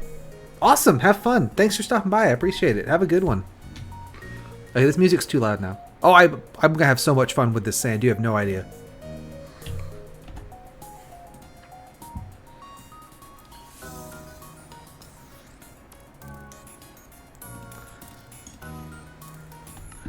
So this way my house is about one chunk, and then this way it's like probably 2. So this is quite the house. We need sticks. 1, 2, 3, 4, 5, 7, 8. It's stick time, and then add that to the charcoal. Now we have torches. Let's put the wooden planks away. I can bring a little bit of cobblestone because I need a bridge. Oh, don't worry. I'm going to let the sand cook while we go adventuring. And then I'll come back. And the sand will be cooked. Actually, if my house is 16 blocks across, that means it's going to take... Like a full stack of sand is going to make 64 glass. That's not actually going to go very far. Because I made this room gigantic. So... I might actually need more sand, but I like I said, this area has just so much stuff just in it. We might be able to find glass in here, and I can use that for the skylight. Let's block this off too. That looks a little bit sus. Oh, he got me good there. That was a good shot.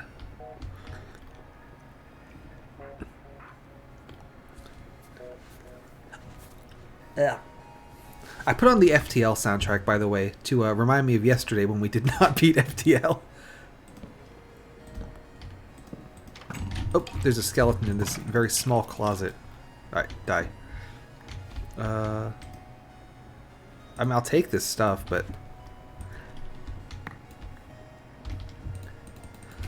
I also, because I'm insane, like to take, like, beds.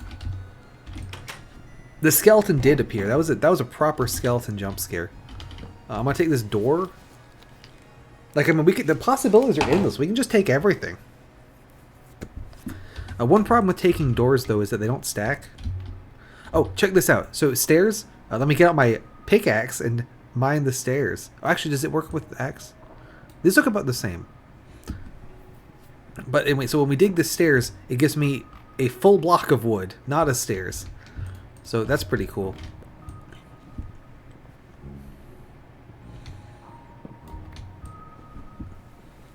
I'm going to dig these furnaces mostly because I want to line that side of my house with chests and furnaces. Yep, it was actually just a full block of wood this whole time. It wasn't even a chair. I definitely don't need to be taking the furnaces. I just like taking things.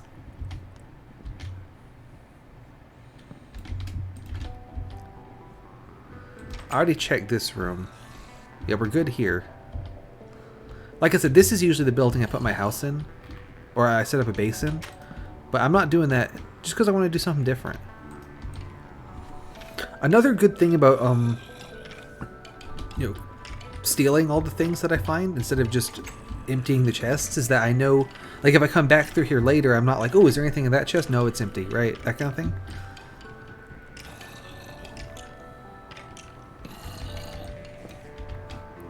What's in here? Interesting chest. Let's take it. That's right. I mean, it's their fault for being ghosts, right? If they didn't want me taking my stuff, shouldn't have been ghosts.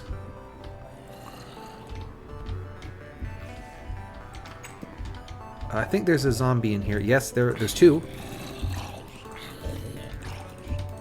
Got him. We'll head around here. Why is this doing that? Like, I thought maybe there was like a secret under that wooden block because it was just kind of hanging out up there. But there was not. It was just a regular block of wood. Ooh, sand. Oh, and at some point I got glass. I don't even know when that happened. Nice. Let's grab this.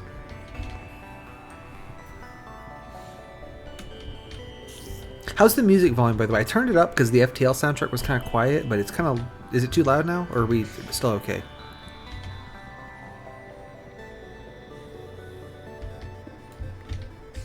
Alright, I would call that successful. Okay, fantastic. Yep, but balancing the audio specifically for the Minecraft stream is tough because this version of Minecraft in particular, thank you, appreciate it, is just super quiet. But I should probably just fill in these holes, huh? Since they were able to shoot me through it.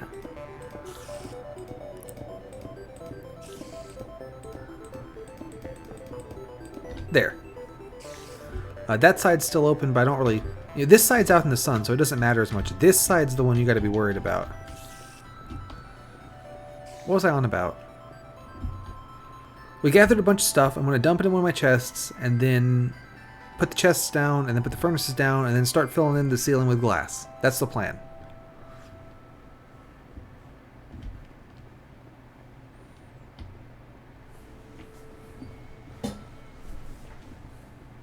So this is the kind of thing, just going in and out collecting stuff, where it's like, man, it'd be kind of nice if I had that sprint button from the future, but I do not have that, so we'll just have to deal with it. I did get some minecart tracks in one of those chests, which is pretty good. Later installments in this Super Hostile series will intentionally, give me those back, give you chests just full of minecart stuff, specifically to allow you to make little railways connecting earlier and later areas, which I think is super fun. But this one doesn't do... This map comes from before, but like this map's really early in the series, so it doesn't have that in it yet. However, there's still some rail stuff available. It's just not like on purpose, here, make a railway. It's like, I need to fill this chest with something, and there's only like 3 different blocks in this game at this point. Oh, so furnace. You know, actually, this one probably ought to be a crafting table, so I don't have to quite walk so far to craft. So a lot of the stuff you get in some of the chests is a little bit weird, because it's like, you know, there's 3 block types in total in the world, and I've put down like 7 chests full of loot to give you, so we're gonna get some weird stuff. So yeah, it's kind of interesting. So obviously this needs to mirror, so crafting table here. This is why I grabbed so many of the crafting tables, was so I could I could do this. Dig that out. And then this one. And then this one. And then this one. Crafting table. Furnace, furnace, furnace. Crafting table. Now we gotta go all the way around outside to pick up that one block of wood that fell. I should probably put some torches on the outside of this, huh?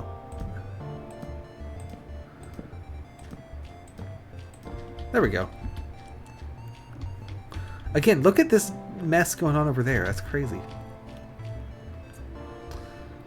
Also, you know, it might be nice to have some windows that like aren't up, you know? Because I kind of just am in a giant box. Oh, hang on, I'm stupid. I should have been...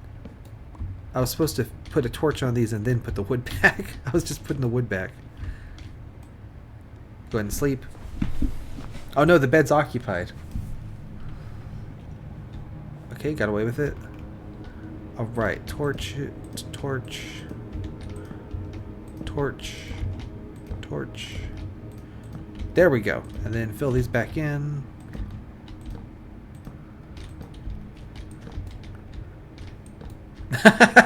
Yeah, exactly. So I'm pretty sure I know who's occupying the bed right now. Put that in, put that in, put the door in. Put the sand in there. Give me some charcoal.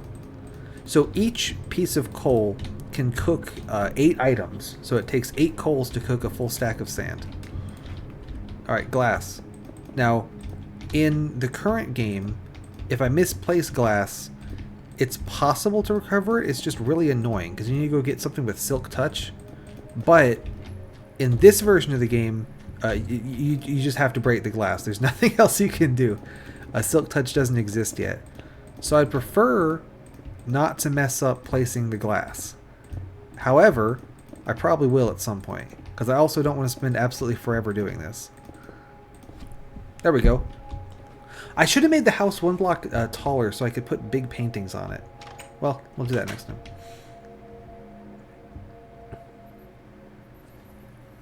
Yeah, I stole your gimmick there. I was gonna tag it Super Hostile Infernal Sky Cute, but that was 2 letters too long, so I had to split them up into 2 separate tags. Hang on, I need a drink.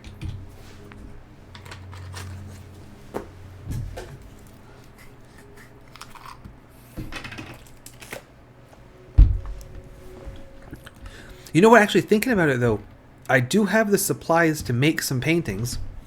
Also, we need to, we need to plant our trees. Because I brought dirt, so I was going to put them over on that side of the island. So that I can grow trees and have wood and not have wood. So I need to do that. Oh, that guy nearly got me. That was a good shot.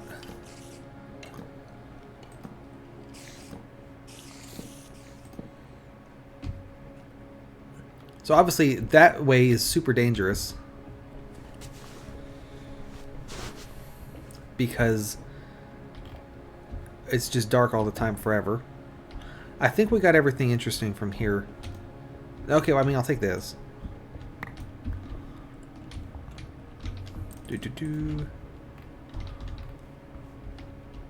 There's a guy up there. Okay. So we've gotten everything from here. This building is a lot scarier because you can see it actually gets dark there. We're going to ignore it for now. Down here is the mines. Not going to go there yet. Over here is interesting. So these are little farms. Back in this version of the game, if I walk on farmland, it tramples it and then isn't farm anymore. Nowadays, you have to jump on the farmland to do that. This chest is full of axes and it has 2 birch saplings.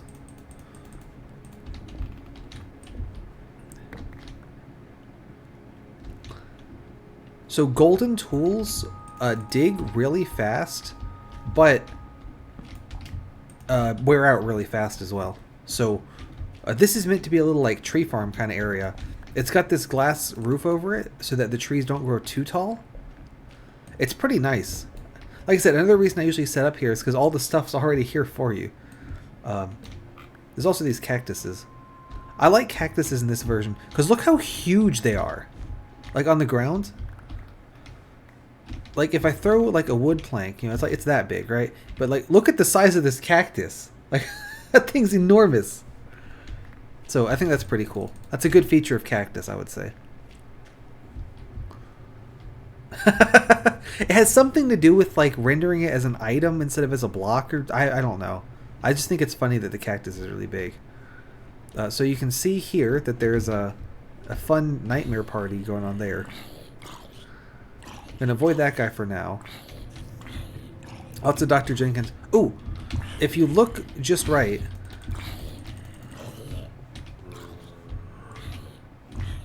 I'm hearing a zombie. There is a zombie here, but there's a wool just like right there. You see it?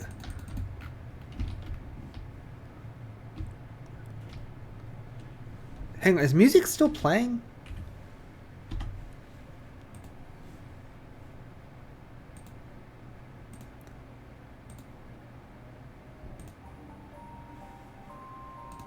I skipped forward so that it would play music again. I think we were just at part of the soundtrack that was really quiet. Let's see. So I'm going to just come in here and throw some torches down. Alright, torches have been thrown down. Let's come around this way, do some more. I'm trying to avoid getting like jump scared by a zombie or something. Like that one.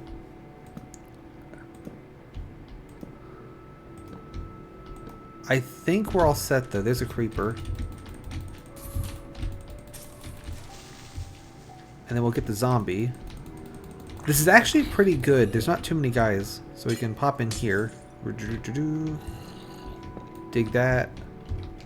And then dig this. So that's the green wool. Or this might be lime. That's lime wool. So that's pretty good. We have that going for us. I'm going to head back to this market square kind of thing. Oh, actually, you know what I'm going to do? You know what I'm going to do? How much time do we have? We have plenty. Okay. Okay. Check this out. You ready? That zombie just drowned in this fountain. What a legend.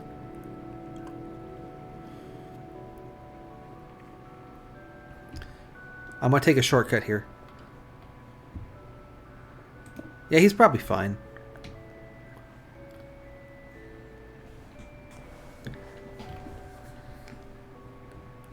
So we're climbing up this guard tower. There's absolutely bugger all at the top of this, but I can now dig these ladders. So we're going to want ladders.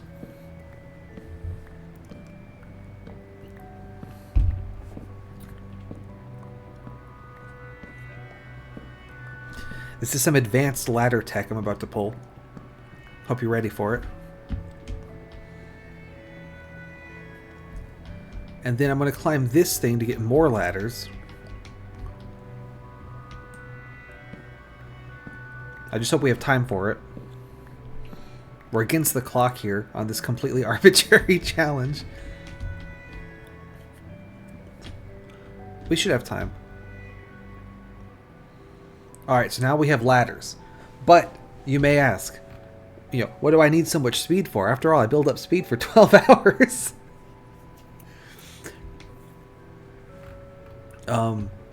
I love that video. That's such a good video. Okay, so, this thing right here, this building, we can see on top of it there's another wool box. But, as you can see, it's very tall. If only we had some way to get up there. But we can't jump, so I mean it's going to be pretty tough to get all the way up there.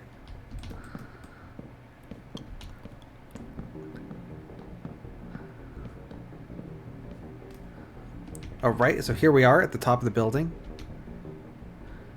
Dig that fence. Break that, break that, break that. Go ahead, throw a slab down there. Dig that. And now, yellow wool. So that's 2 wools. So we're doing pretty good. There is a creeper. The wall is yellow. Get him, get him, get him. Got him. Okay, fantastic. And yeah, the music kicked in there for me just at the right time. That was very well timed. Let me swap some things around here. I heard a spider. Sorry, I was trying to figure out where it was. Let me grab everything else I can carry, which is not that much. What have you got? That's a lot of shovels. Oh, more glass. Let's get the glass. Okay. But yeah, so like a lot of the loot in this is just like, here, have 100 shovels. Because it's just like, what are you going to put there, right? I don't think I can collect these. I think I'm full. Yeah.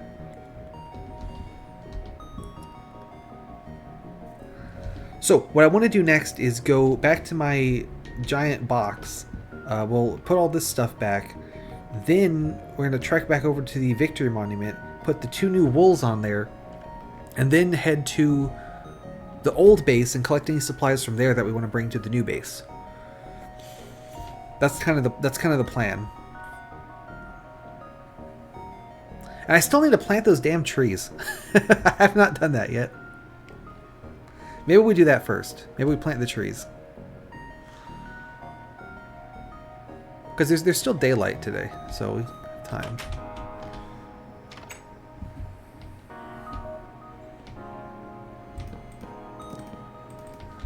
How are y'all doing today, by the way? Like I was saying, I got some BattleBot stuff done. But it's kind of ticking me off. Like, there's a lot about the robot that doesn't quite work like I want it to. But the tournament's in a week, so I just gotta roll with it anyway. So I've been a little bit frustrated about that. That said, when we put the plow on, it did make weight. So the robot can only weigh up to 3 pounds. If it weighs more than that, you don't get to compete with it because you're cheating. So I'm happy about that because I was worried it was going to be a little bit over. So I know it's nighttime now. I think I can actually I think I have enough glass to fully build the skylight here. So I want to do that and then sleep. And then who knows?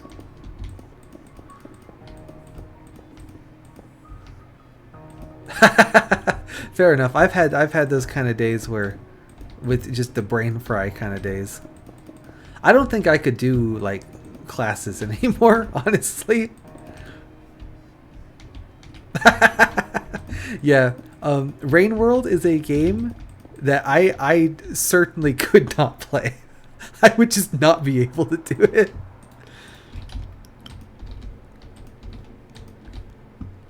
I think this is slightly too big a hole for the amount of glass I have. So we'll need to loot a little bit more. That said though, like, I'm sure watching... say I messed up that one. Watching me play FTL the other day, felt like that game is pretty much just as impossible as Rain World is, so... yeah. 2 sides of the same coin or whatever.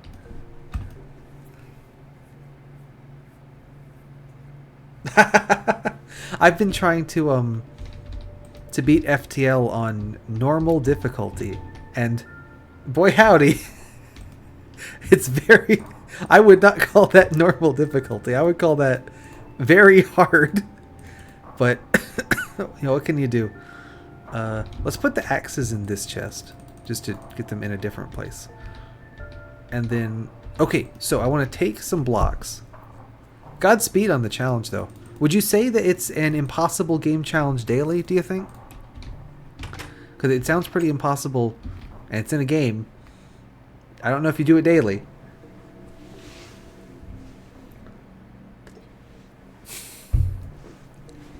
Yeah, it wasn't great RNG, was it?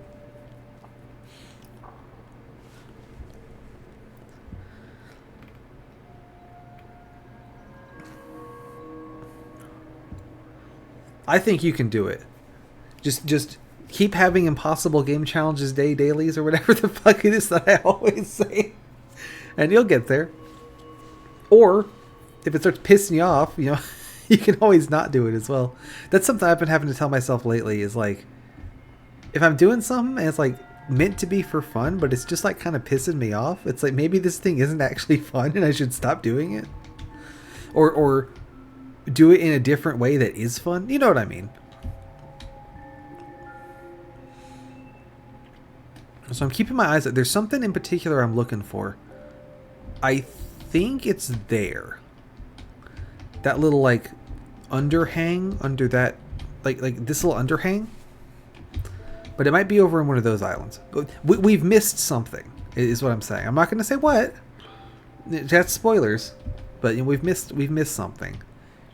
And I would like to go find it.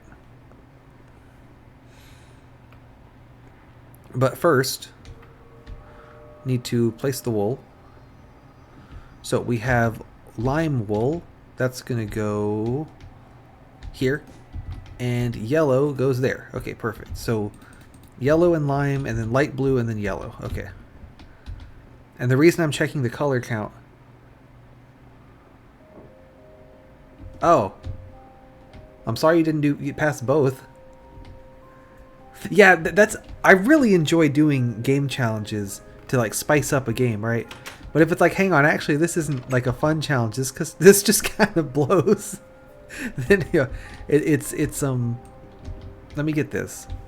It's important to be able to sort of step back and go, hang on. Oh, gotcha. I thought you were saying you only passed one out of the two. That's good that you passed the one. Excellent. Nice work. One of the things I really liked about the way some of my coding classes back in college worked was that, let's put this treasure chest here. So what I like doing is putting the extra wool in a chest by the monument. So you're only required to collect one of each color, right? And so any extra you get is just like a bonus.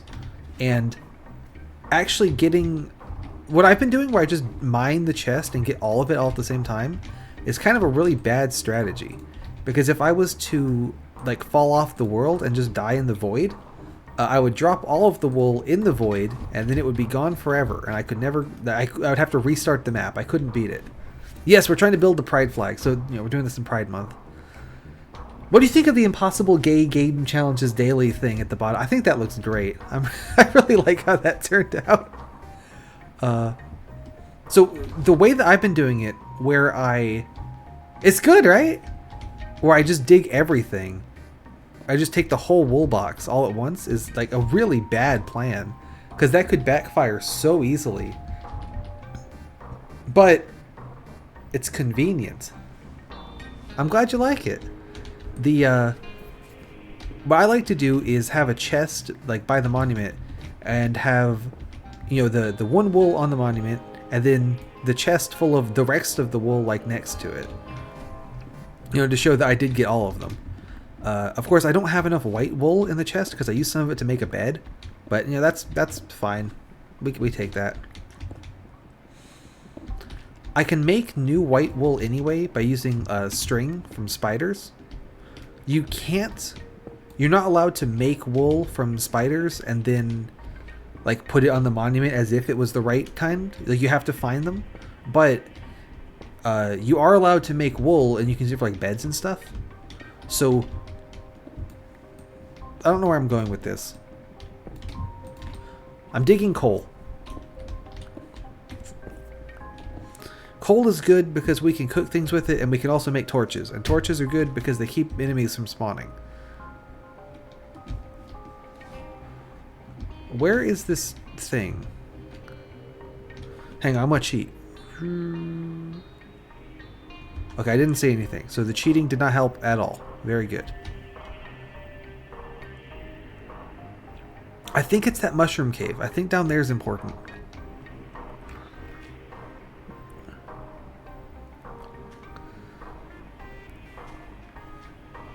What was I going to... Yeah, so the classes in college, coding classes, would have a... Like, you would write your code, and then you would submit it to like the repository, and then it would automatically like run it and like tell you like, hey, you passed this test, you failed this test, you're sitting at XYZ like cover, that kind of thing. Like, so you would know what score you're gonna get on it when you submit it, right? And then you're able to, oh, okay, so I'm failing this test case. Let me fix it and do it again, right? And then you resubmit it, but hopefully not failing, that kind of thing. So generally, you'd have a pretty good idea what kind of score you were going to get. I thought that was great because it wasn't like, I hope they like my essay. It's like, I have passed all the test cases and I'm going to get a 100% on this assignment, that kind of thing. So always made it a little less like nerve-wracking to be like, I don't know what I'm going to get on this. I hope they like it. Or like, I don't know if I've gotten these right. Obviously, there were a couple that it's like, well, I can't figure out how to make it do that. So I'm simply not going to. But, you take those when you have to, right?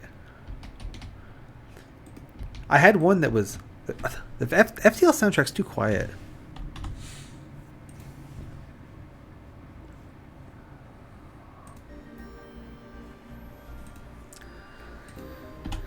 I had one for one of my classes that was about like assembly language, like machine code and stuff, where the like final assignment was to write a program that could convert from one kind of assembly into a different kind of assembly.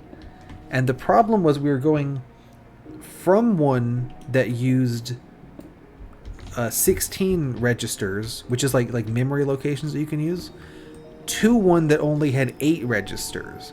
So if it was the other way around, it'd be fine, because I could just have the code, if I was doing from one that only had 8 to one that had 16, I could just not use 8 of them and it'd be fine, right? But doing the other way around, I had to figure out some way to squash down the use from all 16 to 8, and I couldn't figure it out. So I just, I wrote something that successfully converted your code if and only if you only used 8 of the registers, and if you used the other 8, it just didn't work. So I didn't do too well on that assignment, but that's fine. Can't win them all.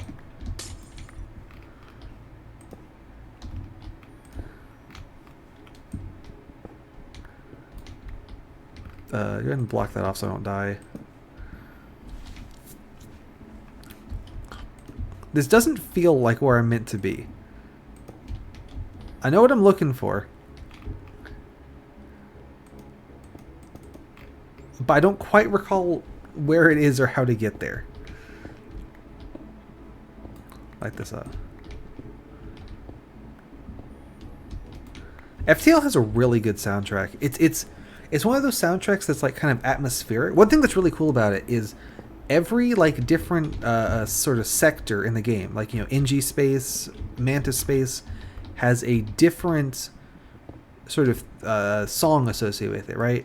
And then there's like an explore theme that's like calmer. Nice, that's good. Yeah, that was something that people were always getting dinged on, was like not, like the code would work, but it wasn't formatted the way that they wanted it to be. And so, you would get dinged on that. So that's always good to be aware of the commenting and formatting requirements, as well as the just make it work requirements. Anyway, yeah. So each area has like a sort of song associated with it, and there's like an explore version of that theme that's like calmer, and that's for when you're not actively fighting someone. And there's like a battle theme for that's like more exciting for when you are fighting someone, and it kind of just like transitions between the two on the fly, which is really cool. I'm digging this glowstone because I'm running out of torches and I want to be able to light things up as I dick around in these caves for God knows how long. So that's the plan. Whoop.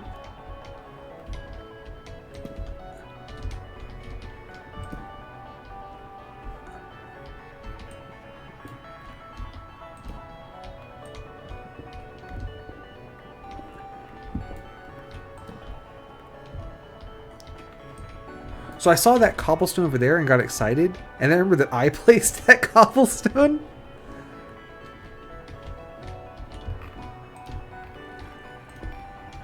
That was a little path that I made for me. That's why there's cobblestone there. That big hole looks kind of sus.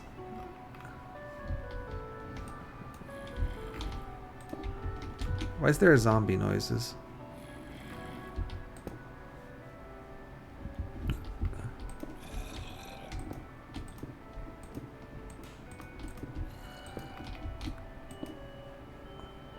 Alright, I think we're alright.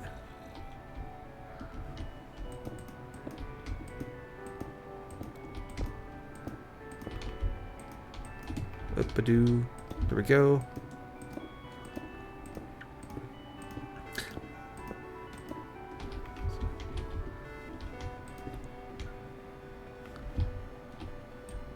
I was about to say I haven't done like much coding stuff in a while. That's a lie. Like that's my job. Like that's what I do. But I feel like when it's a job, it almost like doesn't count. You know what I mean? Like I haven't done any that's not because my boss told me to for a while. You know what I mean? You know what I'm getting at.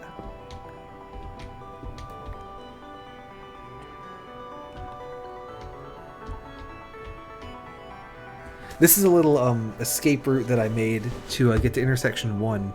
So we've sort of connected to it by accident, but we can take advantage of that to get back here and go to sleep. I guess the thing I'm looking for wasn't there. I guess it's somewhere else. Let's grab some more... I can't find anything. We'll grab some more slabs. Keep the ladders as well.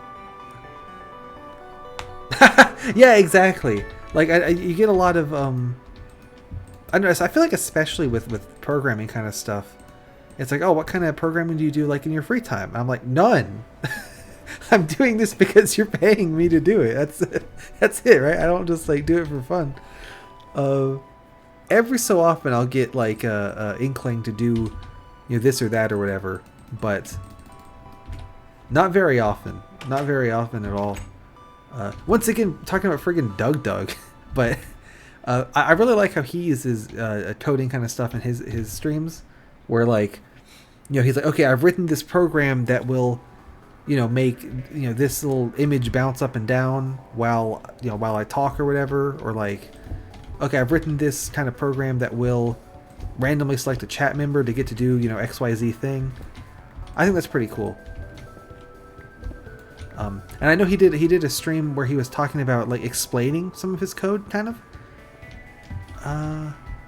And he made the point that a lot of what he does is written not for like being optimal, but written for like readability, right? Like I need to be able to read this and edit it quickly if it's not working, like in the middle of a stream. Yeah, no, I don't blame you. It is. You have to keep so much different stuff floating around in your head all at the same time. Like, okay, this variable means this, and this means this, and then I'm using this algorithm, so I need to do X, Y, Z, that kind of thing. There's a lot to keep track of for sure, and it's very intimidating.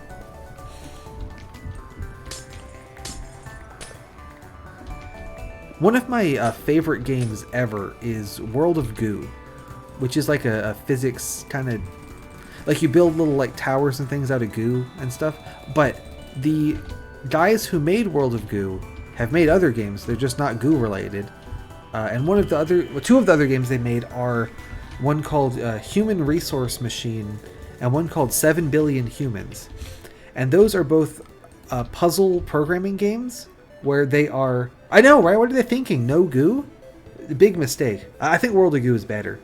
But it's a puzzle game that is pretty much just, here, write some code, but we put a game over it to make it fun.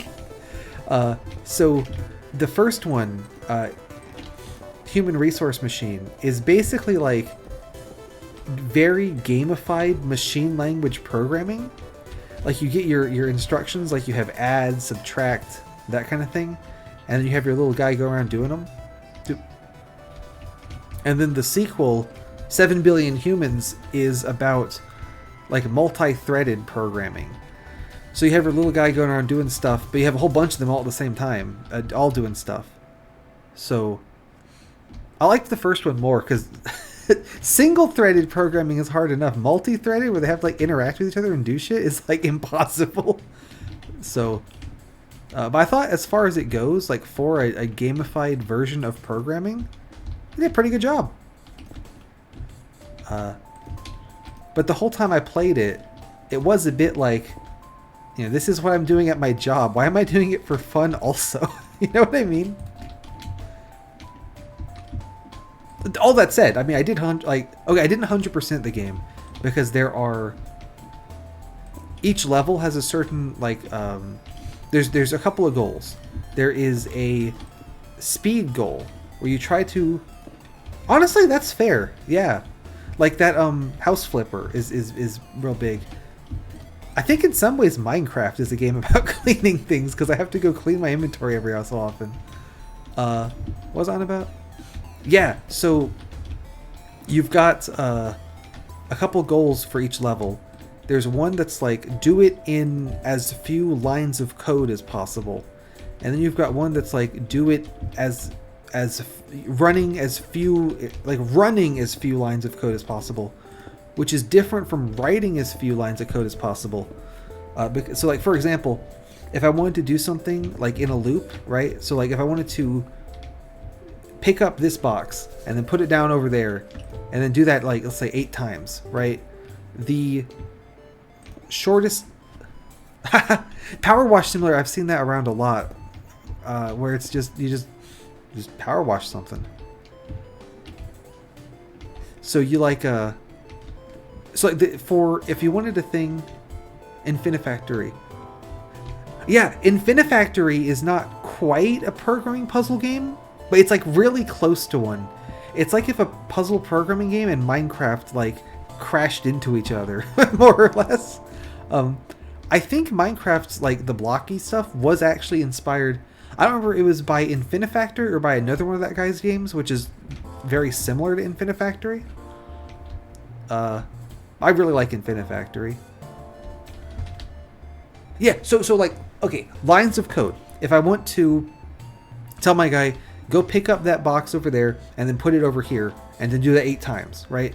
Lines of code would be like do a loop, you know? So you would have line number 1, pick up the box. Line number 2, put down the box. Line number 3, go to line number 1, right? So the whole thing's done and it only took you 3 lines to do it. But if you wanted to optimize the number of lines of code run, you could do it faster because that's every time he picks up, puts down the box, it's 3 lines run, right? Pick up, put down, go to line 1. You can do it in 2 lines, or you can do it in, so that would be 3 times 8, which is 24. But you can do it in 16 if you just copy and paste, pick up box, put down box 8 times in a row.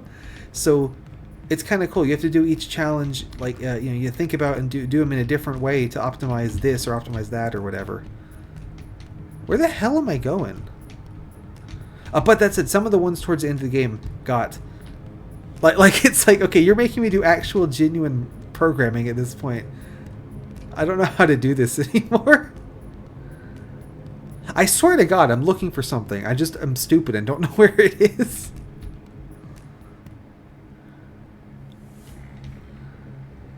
Is it over there? But yeah, no, something like Human Resource Machine or 7 Billion Humans is not something I would recommend as just like an anyone game. They're very much like you have to either already know programming and not hate it, or really want to learn programming, but like not really. Because you're not really learning like a particular language or anything. It's just like some concepts. And a lot of the concepts are like, oh yes, I learned this in my algorithms class, but I'm not sure if I would have been able to just like come up with it off the bat, you know? Like, oh, I can implement this because I already know what merge sort is, so I just do that. But if I didn't already know how to do it. I don't know if I would just be able to come up with it. So I'm not even sure if they're good as teaching tools. It might literally just be a game that's fun if you're a programmer.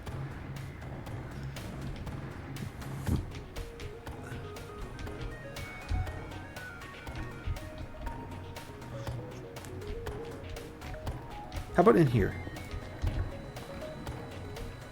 What'd you think of Infinifactory, by the way? That's another one of those games I really, really like. Like, I was surprised how much I liked Infinifactory. A lot of that guy's games in particular, awesome, I'm glad to hear it, are really, really cool, but they get way too hard. Like another one from him is called Space Kim. And the only reason I even own Space Kim is because it's in a bundle with a bunch of stuff I did want. Like, I looked at the Steam page for... I have definitely had games like that where I keep cooking on them even when I'm not playing them, because it's like I know I can just, if I just move this and that around, we'll get there, right? You just keep cooking on it. That's fair though. A lot of his games are really cool but get like too hard. So like Space Kim, just looking at the Steam page, I was not going to buy Space Kim. I could kill. Exactly, yeah. You think of the... You gotta optimize. So, one of these islands in the starting area has like a cave through it, and there's a wool in the cave. That's what we're looking for. And why I've been losing my mind just going around these caves at friggin' random. Because I don't remember which island it's in. I just remember that it's in one of them. I'll go ahead and let you in on what on earth we're doing. And there's a... I'll say decent chance that it's actually not even in this map. It's in a different map that looks similar. So that would be quite the blunder if that was the case. I feel like this song's really loud. Hang on.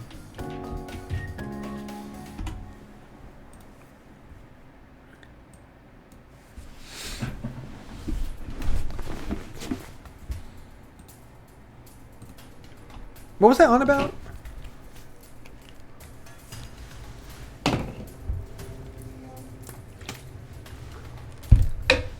Oh yeah, Space Kim. So I only got it because it's in a bundle, but I was really bored one day and figured, okay, well, what the hell? I'll give it a try, and then when it's too hard, I'll quit playing, right? And I actually really like the mechanics of the game.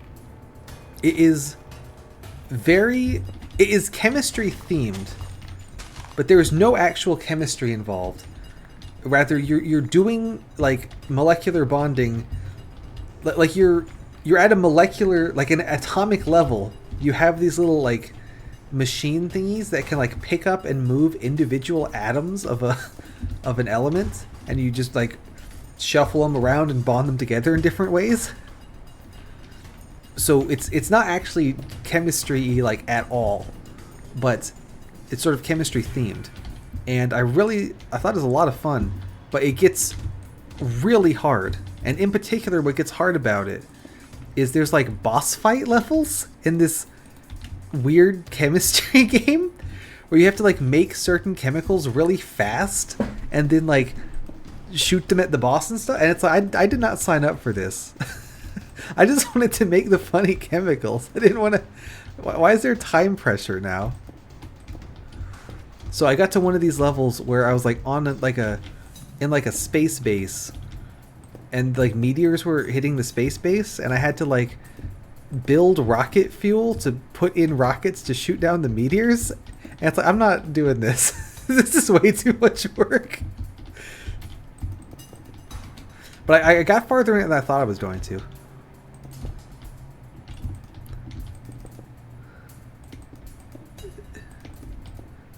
Genuinely, where am I?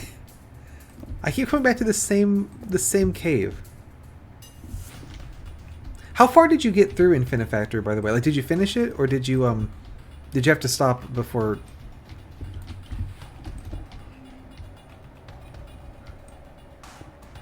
Yeah, in Minecraft.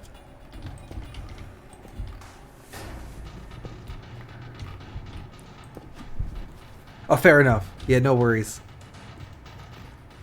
No, don't do it. You'll get sucked in again. You won't be able to come back.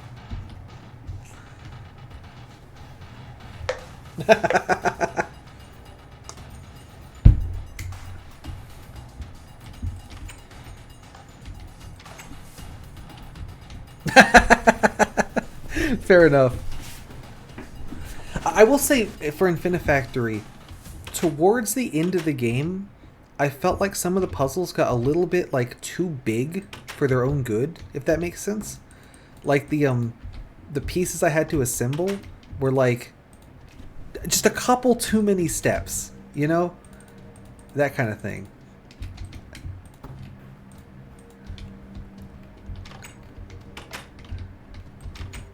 Yeah, like the way that I would always build them is like, okay, figure out in my head, like, okay, we need to do X, Y, and Z, right? And then I would make some stuff that does X. Yeah, exactly. And then, you know, make some stuff that does Y. Like, but make some stuff that does X and then run it, and then make some stuff that does Y and then run that. And then combine the two and then run that, and then make some stuff that does Z and then yeah, that kind of thing. And it was just like, okay, there's too many steps now. This is taking too long to run all these different steps. And then you're like building pieces that like curl around in on themselves, and you're like, okay, well, if I build it here, then it's going to run into itself, so I don't want to do that. It's tricky.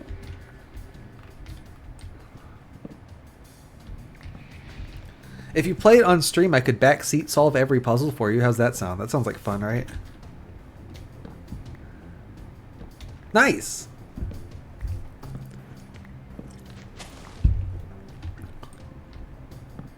Yeah, exactly. I can't think of a more fun way to play a puzzle game than sit there while someone else tells you all the answers.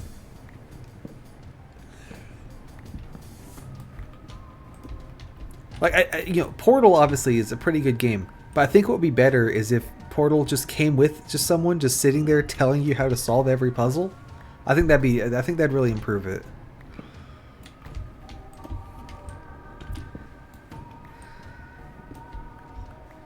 Do you guys have any games that you like? It's I don't know, like really hard for you to watch someone else play because you just like them like so much, and it's like, oh, you're playing it wrong, or am I just nuts?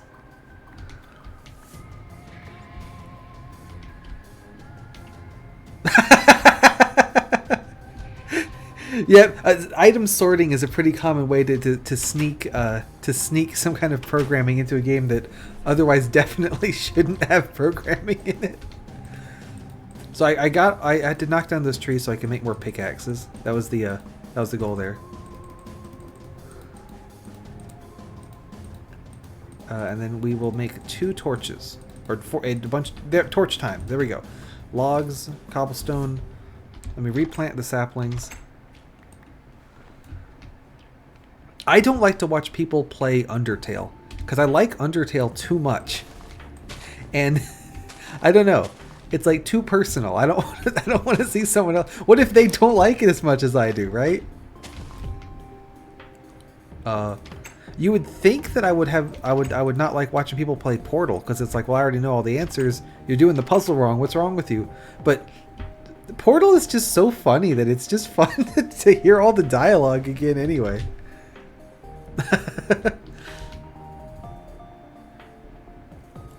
Like, I was watching someone play Portal, and a lot of another problem with playing like Portal on stream is that if you don't solve all the puzzles instantly, chat's like, oh wow, what an idiot, you didn't solve the puzzle instantly, right? So I imagine that's not a very fun experience for the streamer. So obviously everyone was saying that she was doing terrible, but I thought she was doing pretty good. The one thing that never quite seemed to click is that she didn't realize... So you know how in Portal, when there's like a platform that's kind of at an angle, right? Like it means probably you're gonna like need to do a fling out of it, you know? Like it's set up at an angle so you can momentum launch out of the... And I think that never quite clicked. So whenever there was an angled panel, she's like, all right, and then just move on to the next thing. And not quite... Like I said, I'm not quite sure it clicked that means put a portal there and fling on it. Okay, so you see right here, there's this little number tag. So I'm cheating. When you hit F3, in this version, every mob gets a little number tag over their head. So I know that where those guys are is not solid stone, because the mobs have to have some space to spawn.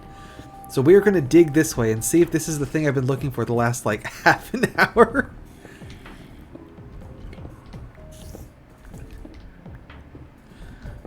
This could not be it, but also it could be it.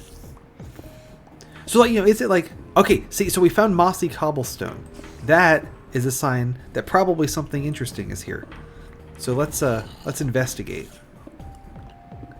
Yeah, wall hacking a little bit.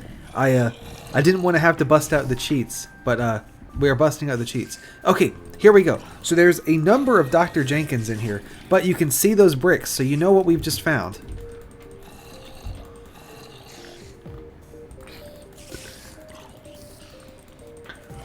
This is what I've been looking for literally like half an hour, by the way. Nope, there's one more. Oh, there's a spawner here. That's the problem. Yes, sirree, Bob. So that's a mob spawner. Here's another one. Let's light that up too. So we have a zombie and a spider spawner here. In theory, it can be a good practice to not destroy the spawners and instead just light them up with lights so they don't spawn anymore. Because what I could do now is make I could dig this whole thing out and then make a trap so these guys will spawn and immediately fall to their death, and I could collect loot from them. But zombies and spiders don't really drop anything worthwhile anyway. That's let me see what you're about to say.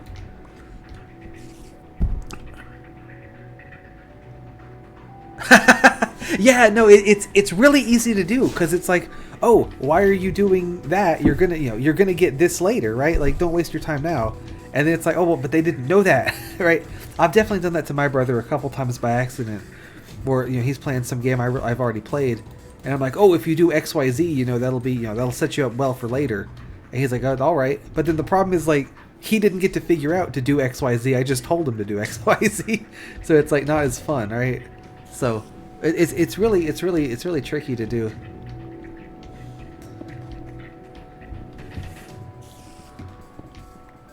Or it's easy to do. It's tricky to keep yourself from doing, I guess, is what I'm trying to say. Bloop. Bloop. Bloop. Alright, and then slab. Doo-doo-doo. And we found the magenta wool. So gather that. Take these as well. Oh, I need one more slab. We can do it right there. Right, yeah, it's like you have to sit back and just let them cook. But it's like, but I've already cooked this. I know how to do it. All you do is X, Y, Z, A, B, C, right? And like it definitely can get like real, like it's not even like, oh, this is frustrating to watch. It's like you are going to have a better time playing this game if you're not stuck at this one part. Let me just help you get through it. But even then, it's like, okay, but then you're taking away some of the game, from them, right? That's kind of why I don't want you to watch me play Into the Breach, because some of the game is just like figuring out like, what do these things do? How should I use X, Y, Z? And not that I'm saying I'm amazing at Into the Breach or anything, but just if you saw me do it and went, okay, I guess that's how you play it, then I don't know, I might take something away. Oh, it's all good. If you do play it, so magenta wool, and then we can put this here, and then we have filled in all the way up to gray wool, which is pretty cool. By the way, if you play it and like you hate it, like that's totally fine. I won't be upset or nothing. Like if you play it once and go, this kind of sucks, or like this isn't my kind of game.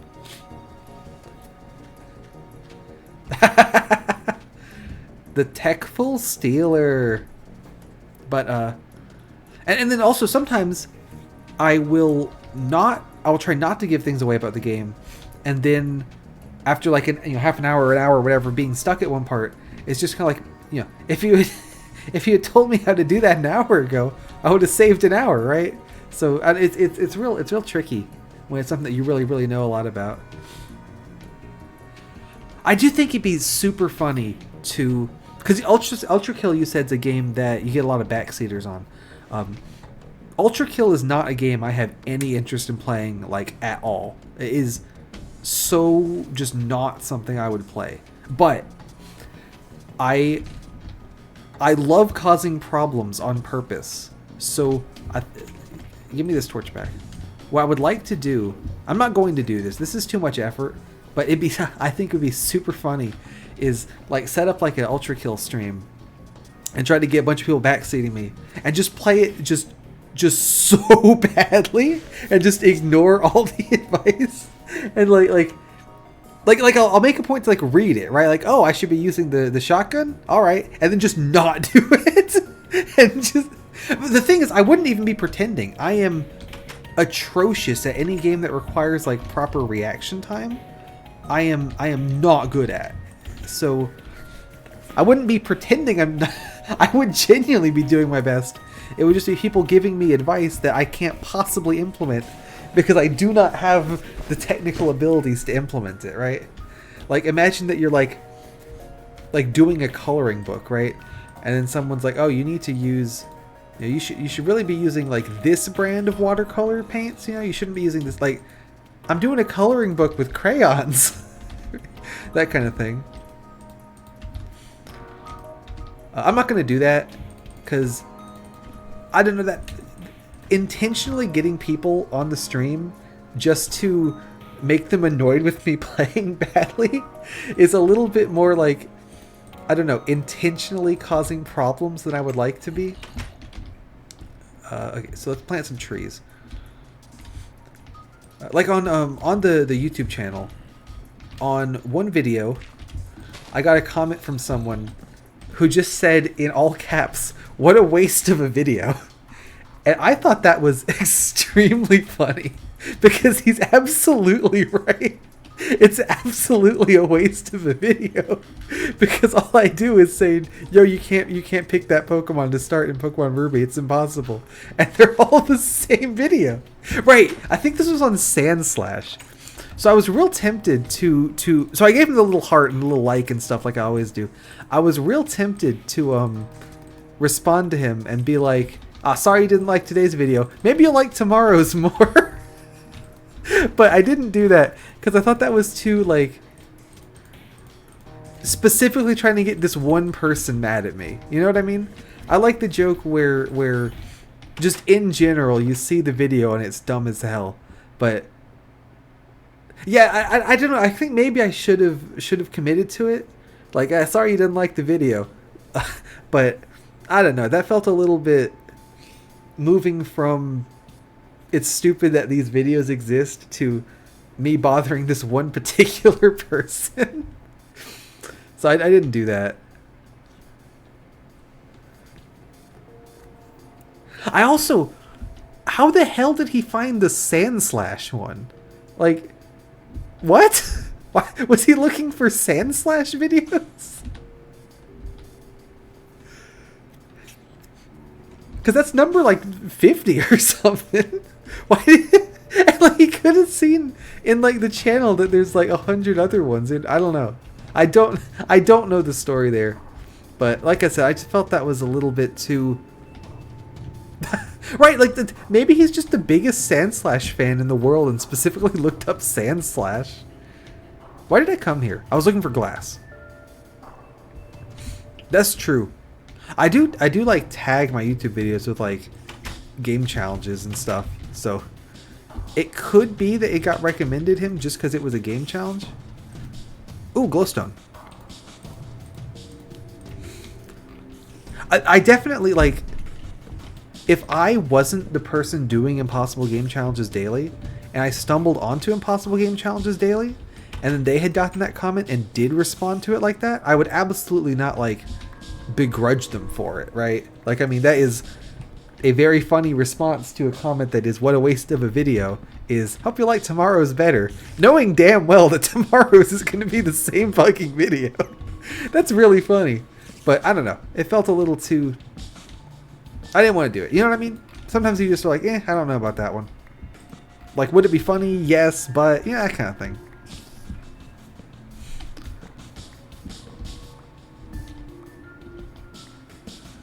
I like to think that guy was just like the world's biggest Sandslash fan. Like he was just, I watch every Sandslash video. And that's it. I don't watch any other videos. If Sandslash isn't there, I'm not interested.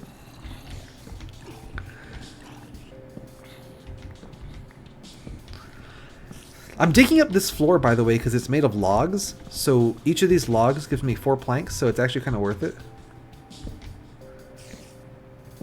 Right, yeah, I don't know. And then, it's also a little bit... I don't think this particular scenario would have been guilty of this. But, you know, a little bit like, you know, take the high road versus, like, taking the low road, right? Like, I snipe at you, you snipe back at me, or you snipe at me, I, you know, take it on the chin and just keep going. So I kind of wanted to, like, you know, I didn't feel like saying, hope you like tomorrow's better would be, like, you know, intentionally directly insulting or nothing. But it was a little bit like, I don't know. Let's just, Right, yeah, I mean, someone found the video, which is hilarious. Just on its own that someone found it. So, I don't know. That's good enough. Yeah, I was gonna say, I'm sure, Yui, that you've been there, because you probably have the biggest audience of anyone here across all your stuff. So I'm sure you've had plenty of spots where someone just like didn't get it, or is just not on the same wavelength,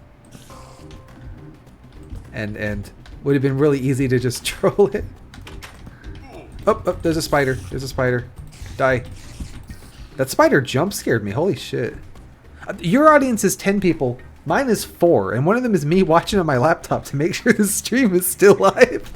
So you've got twice me.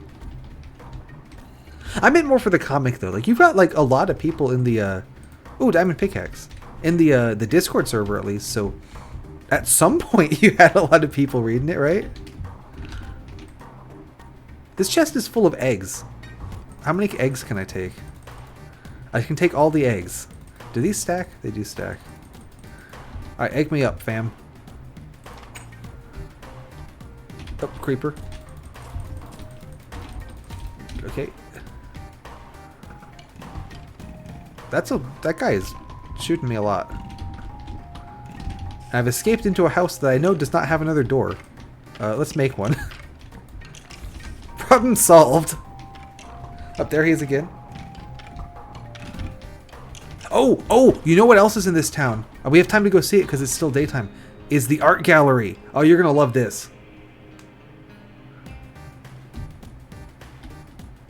I think it's this room. Also, check out this really shitty, like, quadruple door. Like, look how that opens. This is so shit. Like, these two work, but, like, these two just don't at all. That's a bunch of shit. Ooh, paintings! Oh, we want those. Give me that. I'm gonna be so paintful. Oh my god. You go in there. And then we also have glass, so let's swap out one string for the glass. That'll help with the roof. Ready? Okay, I guess I have to put the paintings myself. I'm gonna build up anticipation because I gotta go to the bathroom. Give me just a second.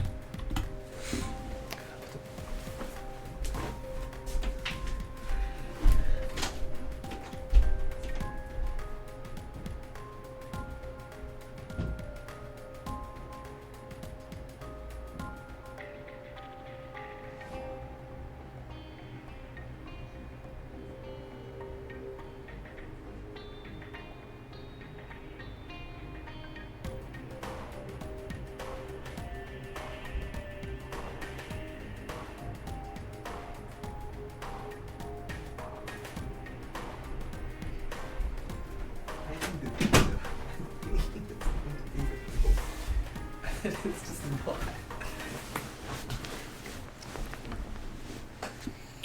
Sometimes that's exactly what you want, is just no audience. So I think that's fair too. Let me embiggen this again. Let me actually, I'm going to save and quit and then go back in. I have had issues with saving. Anyway, let's get some paintings up. Okay, that's a pretty good one. This is a great one with Dr. Jenkins. Any guesses on what this is supposed to be? You'll never get it, but good luck. Let's put one here. Ooh, that's a good one. Let me get one that fills up the whole screen, though. I think they have bigger ones. That's another Dr. Jenkins. The way paintings work is really good. Here, I'll just do this. Let's do this. Can you tell who this man is? Got any guesses? Yes, this is Germa. So all of the 1x1 paintings are Germa. So I'm really impressed you got that from about like 10 pixels. So here he is like holding, I forget what he's holding. There's three of this. This is the horror. Over here, this is the one where someone edited to give him a gigantic ass. You can't really tell, but that's what this picture is. Oh, there was the original Dr. Jenkins.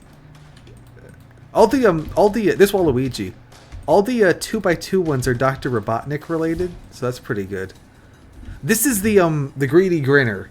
It's impossible to tell because it's so bit crunched, but that's the greedy grinner. I can't get it to make one of the big paintings. Also, I've lost this painting. Give it back. Whoop. There we go. Let me try one more time. This is that guy saying, "I hate water," that I think is so funny. Oh, this is the when the imposter is sus. You can still see his smile. All right, let's get these paintings back to the house. Shitty fucking doors.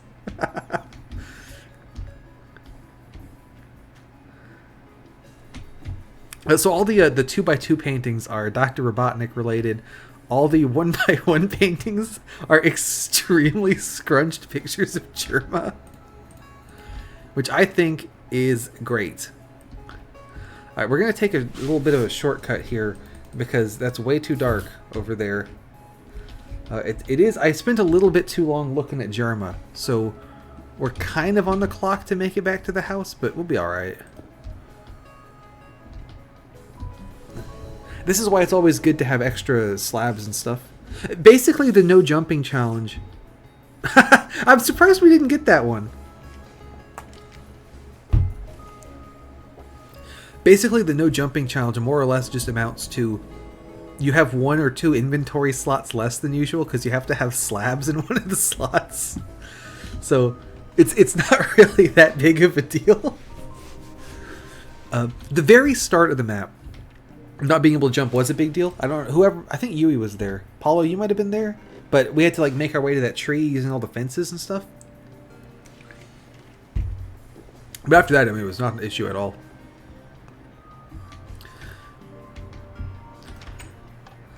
So I picked up more glass. We can fill in the ceiling a bit more.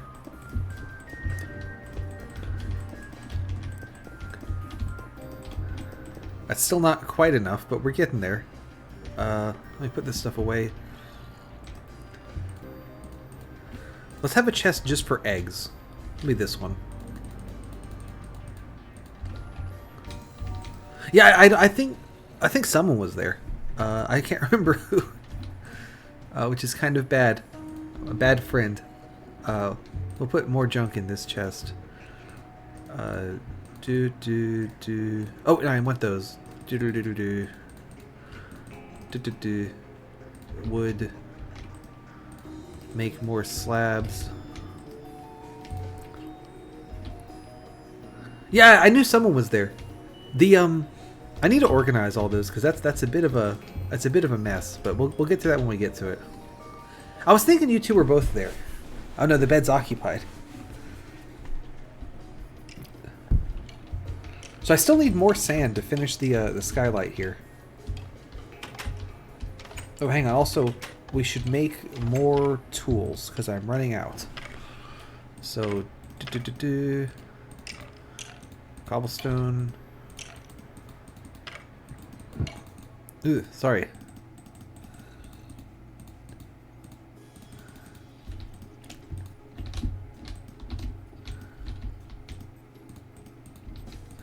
And then more torches. Perfect.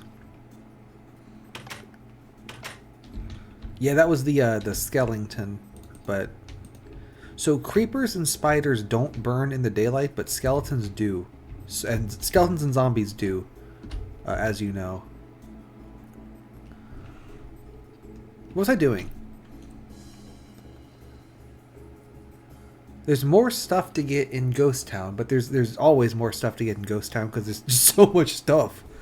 Let's get some more stuff there.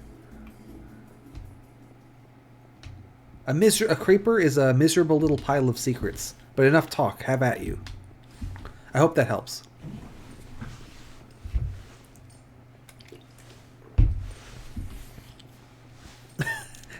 Thanks, I could help. Have I told all of you about, like, all my, like, terrible, like, superhero, supervillain characters? Because me and my brother all like to, have, like, almost like a sort of superhero universe kind of thing that's just really fucking stupid. Have I talked about these guys before?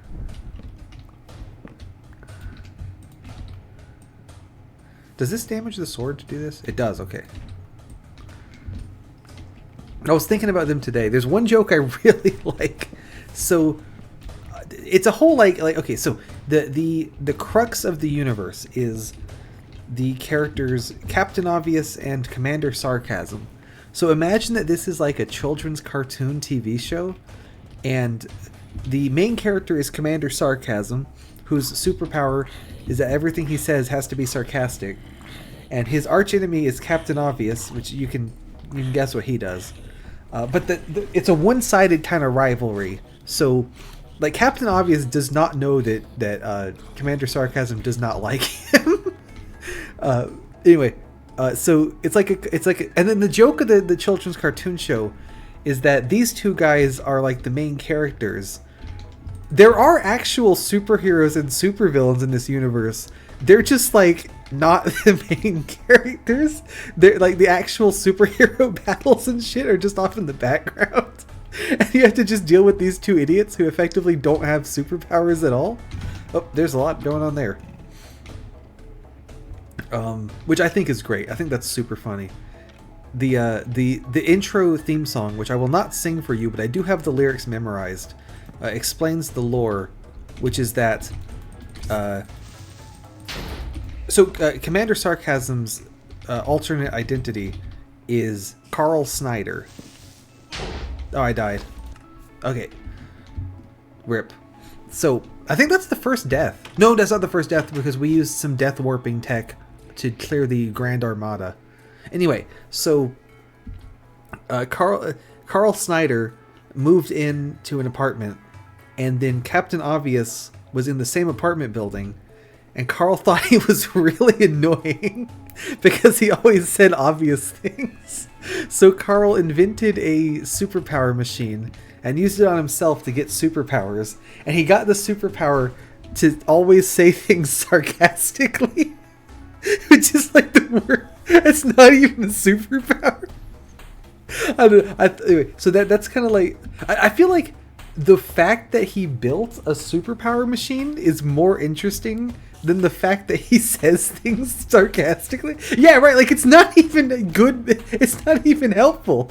It's actively detrimental to him.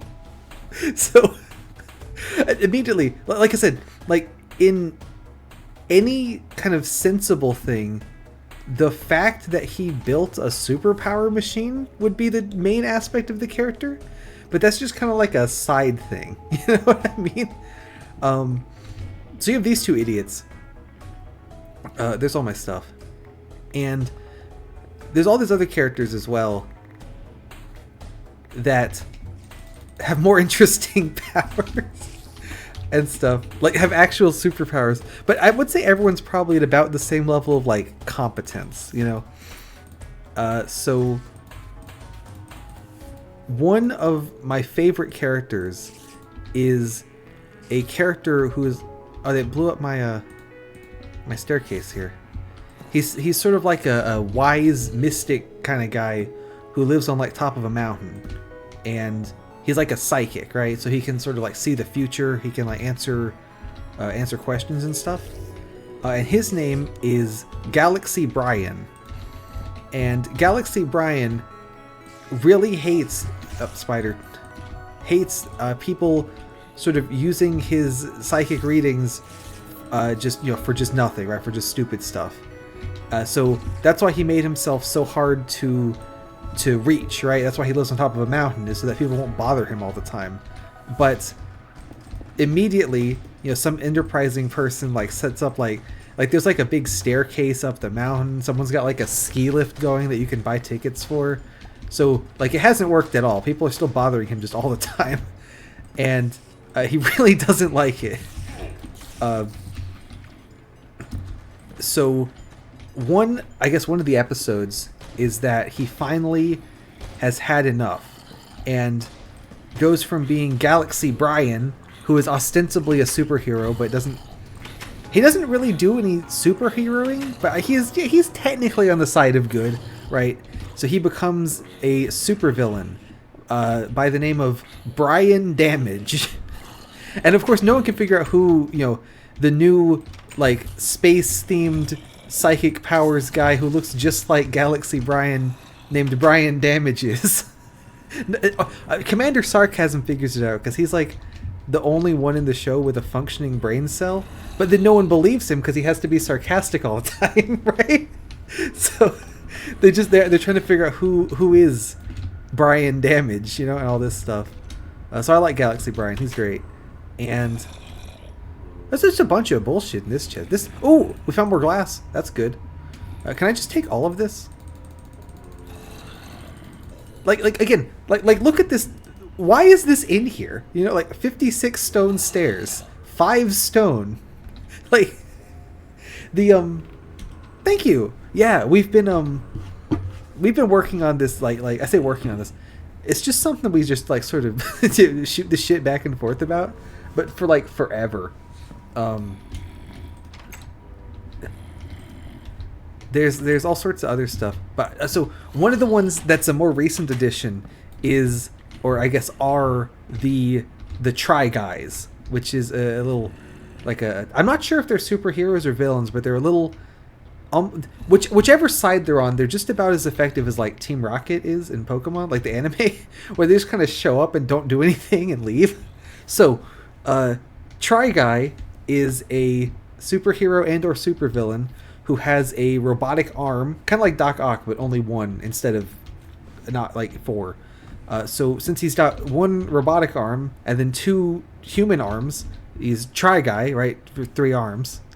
And then he has a sidekick, Bye Guy, who has 2 human arms and no robot arms. So Bye, because he's got 2 arms, right? And unrelated to all that, they are together. Try Guy is bi and Bye Guy is gay. So that's kind of that's what they got going on.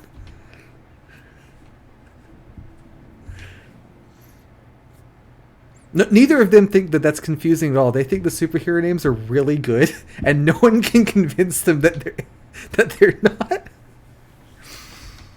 But the point is, I really like making dumb as hell superhero and or supervillain kind of characters. And then we kind of have like 2 universes of these, but they're kind of the same universe because they're both like dumb as hell. But the second universe is explicitly based on Batman like characters, except neither of us know a damn thing about Batman, so they're still like completely irrelevant. So in the Batman universe, the character, I think we ran out of music. Let's listen to... Oh god. Oh, you want?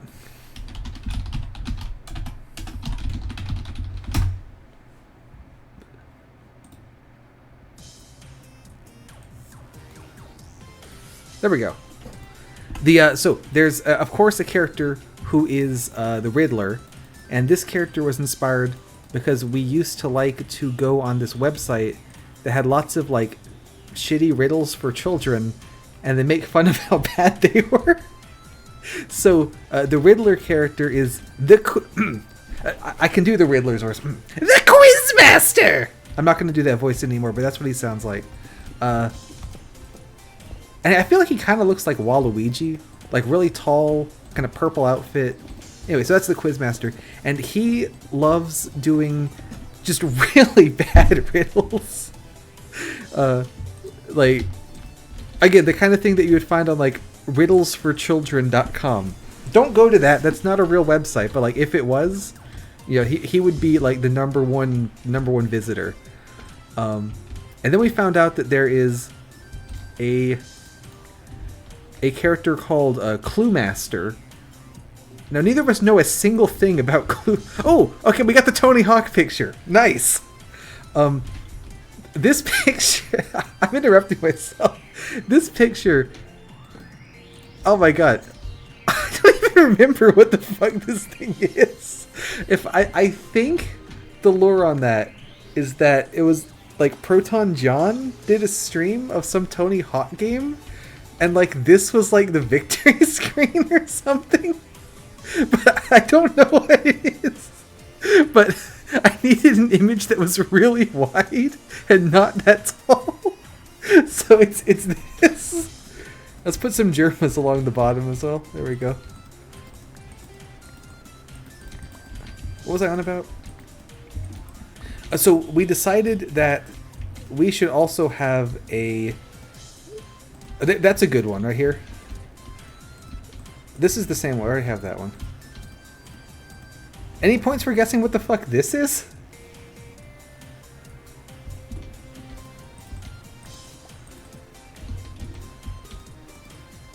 Yes, it's We Are Number One. Well done. I'm really impressed you got that, because this is just a mess of pixels. This is nothing. There's Waluigi by the door. That's good. I've run out of painting, so there's just going to be like a gap right here. Maybe I could knock down some of the... Like, I could knock down these two single Germas and try to get a double. Like, if I can get Waluigi to go here instead. There we go. That's Bully Demise, so we got him. And then we can put... There we go. We get another one of that one. We've got two of the same Germa here, so let's knock those out. Do that and that. We got two here, so maybe make this a wide one. And then... That's pretty good, right? That's art right there. Let me see if I can't get like one big one. We'll see if we can put it like on the outer wall of the house here. The MoMA wishes it had art like this. Okay, this is a good one. Yeah, we'll go with this. Let's put some torches around it to properly appreciate it. Have you seen... this one's big enough to be recognizable. So, yeah, we got that.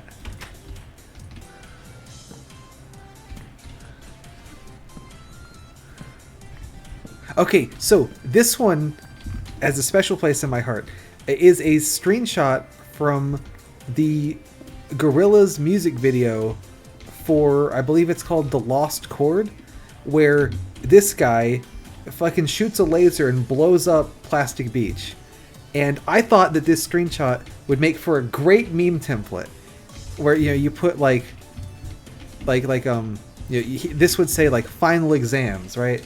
And this would say like me, right? And then like, so it's like final exams are shooting a laser, right? Like, it's great. It's really good. So I've made a couple of memes with that format, but I think me and my brother are the only ones who do it. Anyway, back to the superhero shit. So, there's a character called Clue Master in Batman. I don't know a single thing about Clue Master, but we decided that Clue Master was probably like the Riddler's like apprentice or something, right? Like his sidekick. So, in our terrible universe, the Clue Master equivalent is Question Boy, who is Quizmaster's sidekick. And Question Boy is this like really huge guy. Like think like the body proportions of like the Hulk, but not like Hulk. Like Question Boy's not hulked out. He just looks like that. But he's also like super just like chill and relaxed. You know, he just likes riddles and puzzles and stuff. So, and it'll be the kind of thing where like Quizmaster will like, you know, make up a quiz, like have like a riddle, right? And then the answer's kind of like, you know, it's kind of one of those where it's like you hear the answer and go, that's kind of stupid. I don't know about that one. And then Question Boy comes in like, hey Riddler, what about this? You know, that kind of thing. Also, he kind of sounds like Sans Undertale, so you know, there's that. So we have Question Boy. So they hang out. And then there is Joe King, that's your first and last name, Joe King, who is a stand-up comedian who keeps looking like he's about to get in some situation that's going to turn him into the Joker. You know, like he'll be performing at the like acid waste factory, you know, or like he'll be performing stand-up at some bar, and then someone comes in and like spikes all the drinks with like fucking mutagen chemicals or some shit. But he never does. He never turns into the Joker. He's just a normal guy. And so that's his thing. It's like you keep being like, when is it gonna happen? When is he gonna become the Joker? And he never does. He's just a random guy who's not important. So all this said, obviously, we do not have a Batman character yet, right? Like we have all the villains, we don't have the guy. So the Batman character is a superhero named Dr. Power, he has super strength, and he is extremely literal. So like the Quizmaster will try to ask him like a riddle, and he will just not understand the riddle like at all, right? Like so, I'm trying to think of a riddle. You know the one from like about the where it's like about an egg, right? Where it's okay, so it's like you know, a treasure chest with no hinges or lid, but inside golden treasure is hid, something like that, right? And the answer is an egg because like you have the yolk, right? So Dr. Power would hear that and like be like, he's gonna rob the bank and steal the gold, and then Quizmaster has to go like, no, it's an egg. I'm going to rob the bakery. You know, that kind of thing. And he gets so mad that Dr. Power just either refuses or just cannot play along with the riddles. Like he just can't do it. So that's the cast, and I think it's great because it occurred to me, and so Dr. Power just like runs in and just starts punching things, right? That somehow we have made a Batman analog character who is not clever at all, but makes up for it with his superpowers to have like superhuman strength, which is like exactly the fucking opposite of Batman, who's like super clever and doesn't have superpowers. And somehow the guy we made up to be Batman is exactly wrong. I don't know how we did that. What else? But that's Dr. Power. He tries his best. But it's not very good. What else is there? Oh, there's the okay, so in one of the Batman cartoon episodes, I don't know which one. Again, I don't actually know anything about Batman. It's really weird that we based all these characters on Batman characters because we do not know anything about Batman. So, in one of the cartoons, there is a very minor character called Sid the Squid, who's like a mobster or something, and basically circumstances transpire to make it look like Sid the Squid has killed Batman. And so Batman kind of like lets this ride for a while. He's like, what the hell, Sid deserves it. And so for a while, Sid is known as like the guy who killed Batman. And then eventually Batman comes back, and then Sid's like, okay, he's the guy who almost killed Batman, right? But you know, he's still living it up. So we have a Sid the Squid in our universe. Although, like, literally just today we were thinking about, like, should we, like, at least give him a different name so it's not literally, like, the same? So I believe instead of Sid the Squid, he is now Sam the Clam. But anyway, so we have... Exactly, yeah. I got him, but not really. So Sam the Clam is like a mobster guy, and he has he has two brothers. He has... let's just make that there. Okay.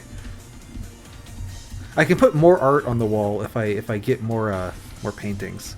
That's what this little zone is for art. So this is 4 blocks wide, yes, and then 1, 2, 3, 4. Perfect. So I can do a torch there, torch there. So like we can appreciate the art now. And then torch, and then torch, and then torch, and then torch. This looks pretty good, right? Like this is a nice little base we're making. I'm gonna go ahead and fence in the this part here because lots of monsters spawn over on that little platform. So Sid the Squid's like a down on his luck mobster kind of guy. He's got 2 brothers. One is Clark the Shark, who is an extremely successful businessman. Like rolling in money, kind of like just extremely successful. And Clark might kind of be a really condescending asshole, but he might just be like so like rich and detached from reality, he genuinely doesn't realize the things he's saying are coming off kind of wrong, you know?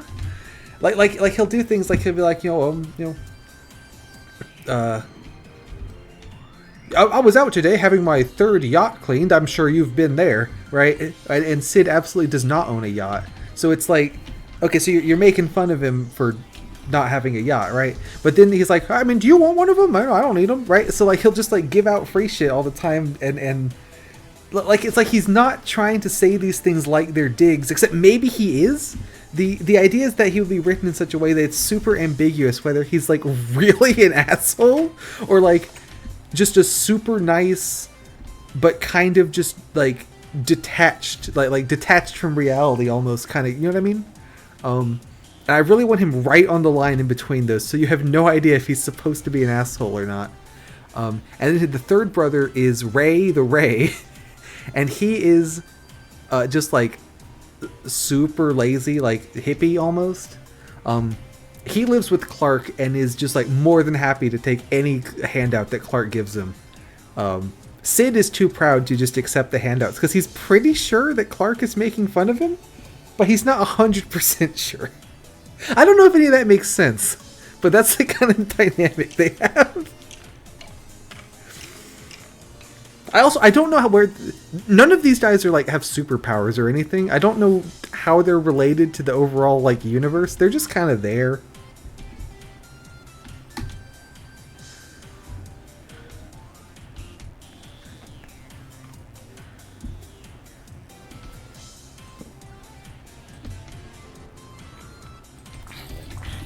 Right, yeah, like I guess if they were ever in an episode, it would just be like either they'd be in the background or the episode would just like focus on them. And it would just be an episode like for them, you know? What's going on up here? What is this?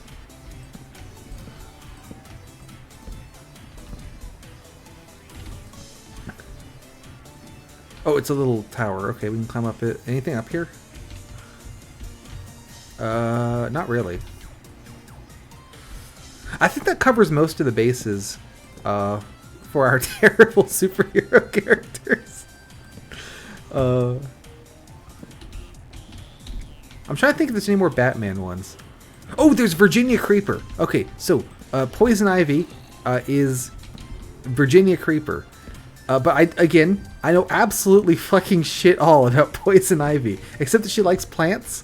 So Virginia Creeper is like an online streamer, you know, and she kind of looks like, the way that she looks is a lot like a VTuber, like very like stylized and stuff. But that's just how she looks. She just looks like that. So it's kind of like halfway between. And then she plays Blockcraft, which obviously is Minecraft, but not quite. And so that's why the Creeper is in her name, right? Because she plays the game with the creepers in it. That's the joke. She's not a villain or anything at all. She just has a Twitch channel. Or like whatever the Twitch equivalent in the universe is. But the Quizmaster is a huge fan of Virginia Creeper. But whenever he like makes a donation or anything to try to get her to read it, like something goes wrong and she doesn't see it. I think that's true, yeah. So it's not like she's ignoring him on purpose. It'd literally be like he'll send the message. Like Quizmaster is like super a simp for Virginia Creeper. Like he'll send the message, and then just as he does that, like, you know, like her internet will cut out, and then we'll come back and she'll have just missed like just the one message. So that is Quizmaster's plight. It's what you get for being a simp, honestly. But the thing is that Virginia Creeper and Question Boy hang out all the time. But just Quizmaster never talks to Question Boy about Virginia Creeper. I'm taking my ass kicked here. So he just does not realize that they would, you know what I mean? So it's just a mutual, no one talks to each other kind of thing. So there's a big room down here, as you can see. And one of the most effective ways to clear it out is actually to remove the ceiling. Now, I'm doing this too much so the spiders can actually get out. But by doing this, the sunlight can go in there, and I don't have to actually light it up with torches. I just light it up with the sun.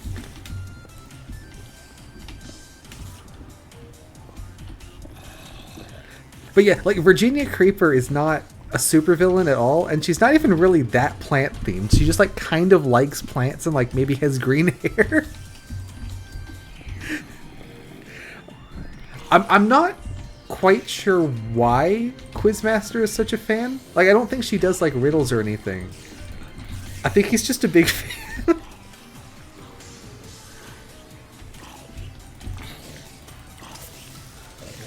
I'm trying to think if there's any other important characters that we've missed.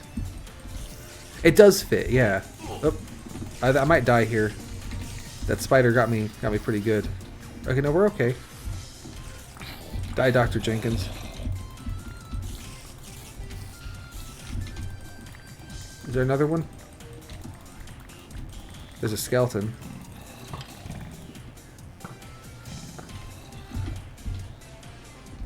Now I could dismantle that whole little like room and like really break into down here. What if we do like this? Okay, that's good. That will protect us from everything but spiders. So we got that going for us.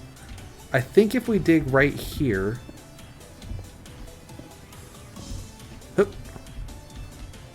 Okay, so you see this bedrock here.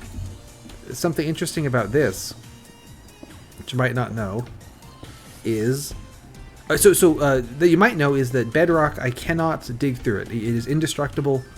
There are some like bugs that you can use to break it, but I don't know what they are, and I don't know if they work in this version, so we can't break it.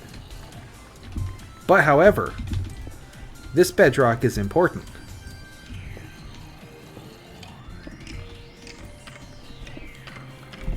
Who's your favorite regular magic unicorn superhero verse character?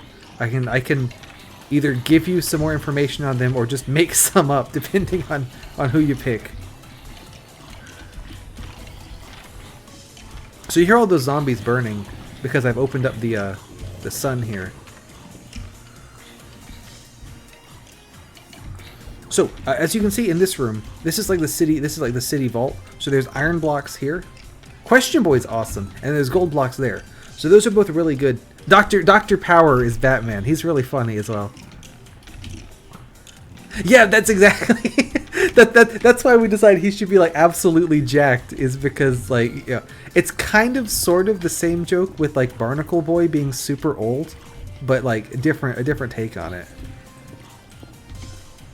So take a look what's down there that we've just got it. I really like Dr. Power. Oh, spider. And he has a really good answer for Quizmaster. because he is so not clever that he cannot play along with Quizmaster's riddles, so he doesn't even try.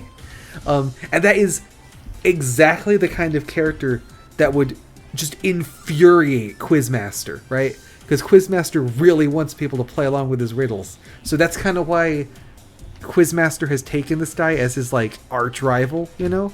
Is... This one's full of armor and stuff, which is pretty good. Like, he's like the one guy that Quizmaster cannot, like, absolutely cannot fool. Because he just absolutely will not engage at all. Yeah, Question Boy I like a ton.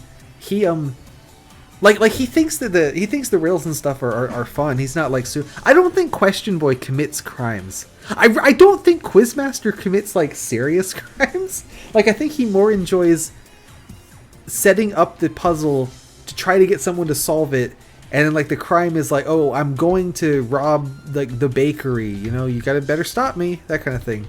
But he's not really going to like, oh, you know what would really do really good here is if I got some gravel and then like made a little let's go find some, I need to go find some gravity blocks. That's the new plan. All right, gang, looking for gravel.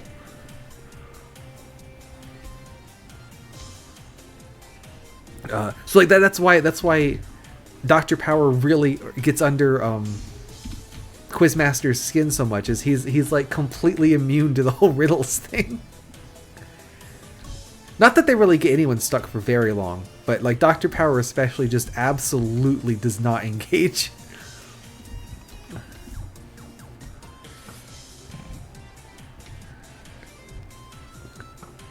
And I also like I really like that he's called Question Boy, and he's just like massive.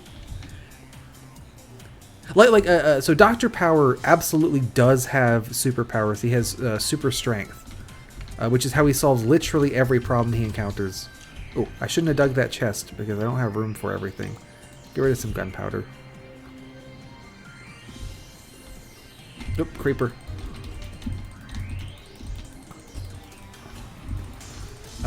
Question Boy is probably jacked enough he could actually like, he could probably take on Dr. Power in like a one-on-one fight, despite Dr. Power having superpowers. Like he's just that jacked.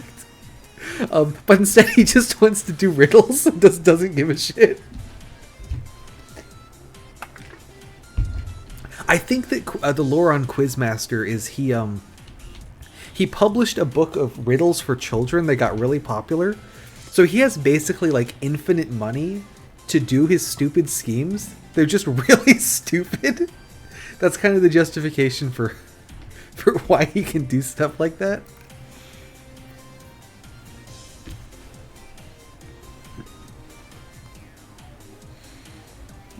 I like Joe King a lot. It's a very one-note joke, but it's just such a nothing of a character.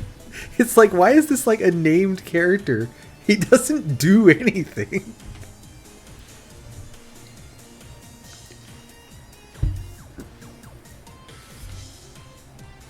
There's a zombie right there.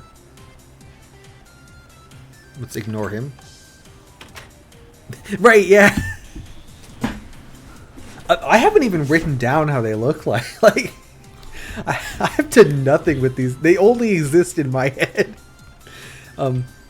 At one point, I tried with my brother to like establish at least like basic details, and we didn't even agree on what we looked. We did not even agree on what they looked like at that point.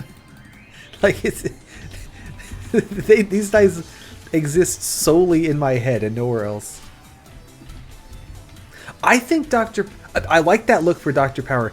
I think Dr. Power is kind of like... So, the reason he's a doctor is Batman obviously is very dark colors, right? So we were thinking like what would be very light colors, and we came up with like a doctor lab coat kind of thing, you know? So I'm thinking he's wearing like a lab coat almost, and he looks kind of like a really jacked scientist or doctor or something. Maybe he has one of those stethoscope things. Because I think it's very funny for the character who is super dumb and not clever to their superhero identity is would be someone who you would expect to, because like, you would expect someone who's like a super smart like doctor or like a super smart scientist kind of character to be someone who would, you know, match up against Quizmaster and solve the riddles and things. So it's like a subversion where the guy who looks like he's going to outwit the Quizmaster just goes in and starts punching him. That's kind of my headcanon for Dr. Power.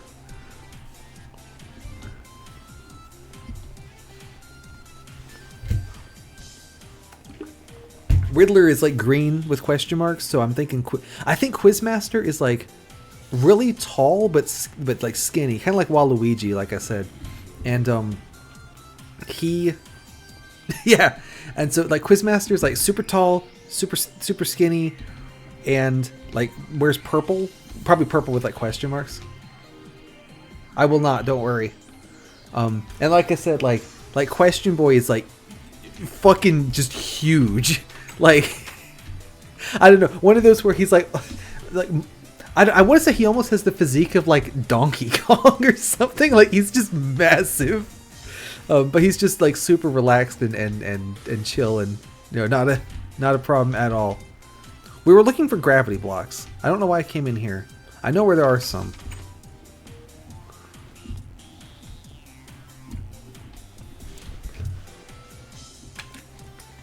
Virginia Creeper is just like cute anime girl, more or less, but like real, but like not, you know what I mean?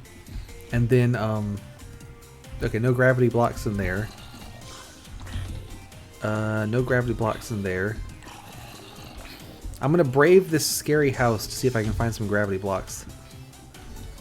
Right, like anime girl, but real, but also in a children's cartoon, so not like that real.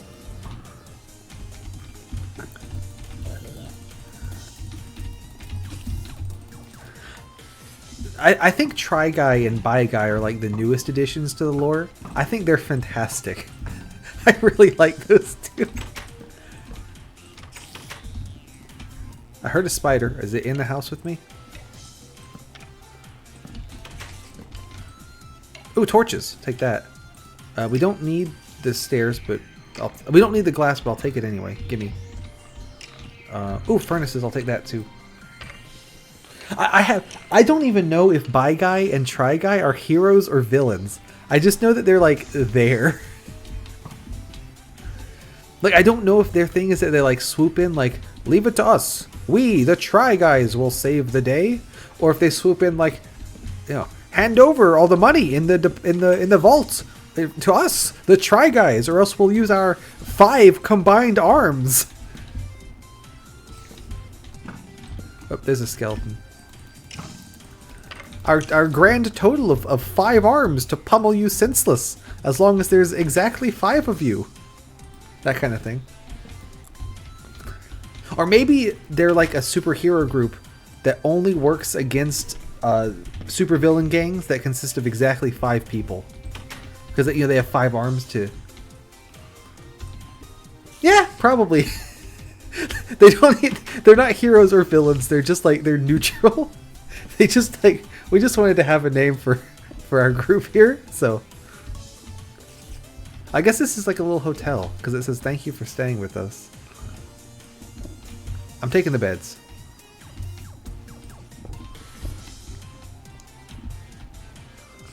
I'm thinking I'm going to do another looting run of the city and then go back and then see if I have a bunch of gravel somewhere. Spider. And then bring the gravel back to get that wool.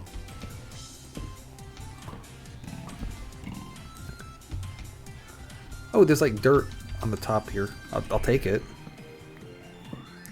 Dirt is not a gravity block. I don't need. This is explicitly not what I meant to be doing, but we'll send it. I always think it's worth digging logs. Right. So like, it sounds dumb as hell to be like, oh boy, dirt, right? And in this map, it kind of is. Over in Sky Garden that we saw last time, there's plenty of dirt, so I don't need to be like, oh boy, dirt. But some of these maps, part of the challenge is that dirt is super limited, so that really limits your ability to like grow trees, grow breads. You don't, which is part of the reason why I like playing this map in this version, is the maps aren't designed for you to need to farm food, because they expect that all food is going to do for you is give, like, you can grow one piece of bread and then it will heal you for 2.5 hearts, right? But in a modern version of the game, we're out of music again. Also, it's passive. I've been playing Minecraft for like 3 hours. God damn. Let's do Kirby again. I like Minecraft. And ramble on my stupid superhero guys. Oh, cookies. Sugar. Eggs. We'll definitely want the eggs. 1 stick. Let's fucking go. Okay, so... Did I get the chest? Look at that. What was I on about? Yeah, so if I was playing this map in a version that expected me to be able to eat food regularly, I would have a tough time. Because it's not made for me to be able to eat food. Like I was saying with the weird loot, like this version of the game only has so many items in it, you know? Let's see. Yeah, so if I had to like regularly eat food, then it'd be really tough because like until you get to Sky Garden, yeah, exactly. It's not made with those mechanics in mind.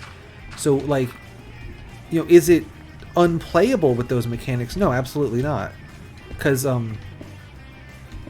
you absolutely could. It's just sorry, I hit the mic there. That jump scared me. It's just you know, it's not made for it in mind. So that's why we're in the oldest version of the game ever. Yeah, and then so some of the maps in the future that I intend to get to, because I want to play the whole series without jumping, for at least all the ones that's possible. I know of a couple that I think will be impossible, just because like of the way that the spawn point works, but I haven't actually tested them. I've only tested this one, and I know it is possible. So I want to get through the whole series because that'd be a lot of fun, but that'll take like a year. Some of the new ones are the harder ones, because this one's not really that hard. Like it's called Super Hostile, but the difficulty rating is fairly low. We'll intentionally like limit how much dirt you can get. Yeah, exactly. And then so like if you only have like 4 pieces of dirt, it's kind of like the Skyblock challenge in some ways, where it's like, okay, well, do I want to use this for growing trees? Do I want to use this for farming? Like, what do I want to use this for? That kind of thing. And I think that's a really neat challenge, is sort of limited resource, making survival with limited resources, right?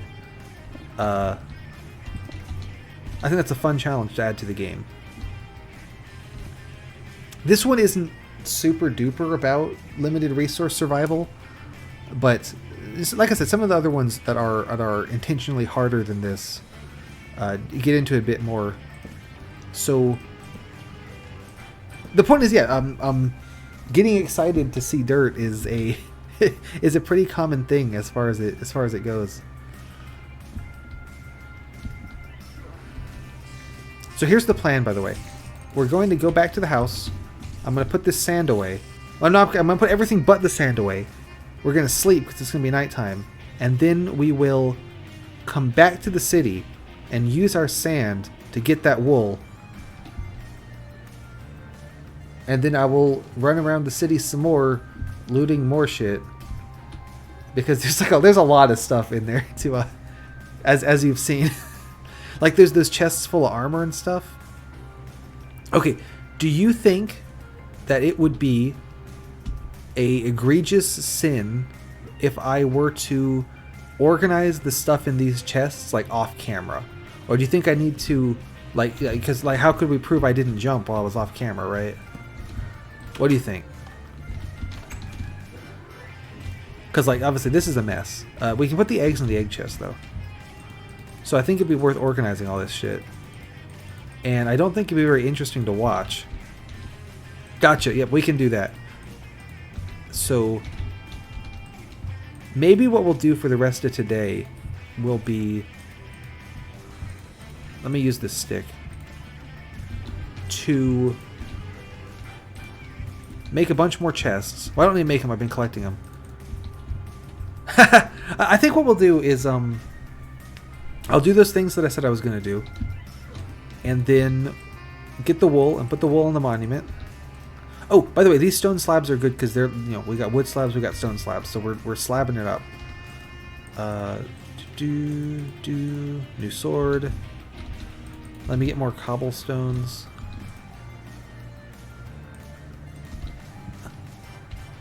Look, admire the, actually, let's move the bed so that as we go to sleep, we can admire the wall of art. That looks pretty damn good, right?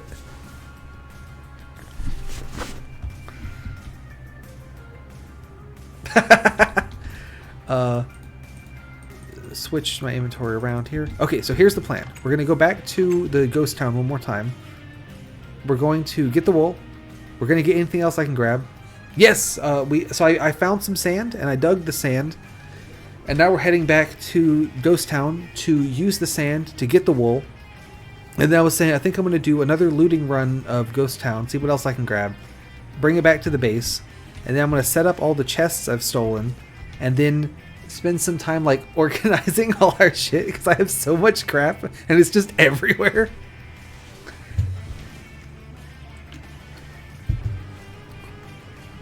I usually do like one chest. This chest is for blocks. This chest is for gravity blocks.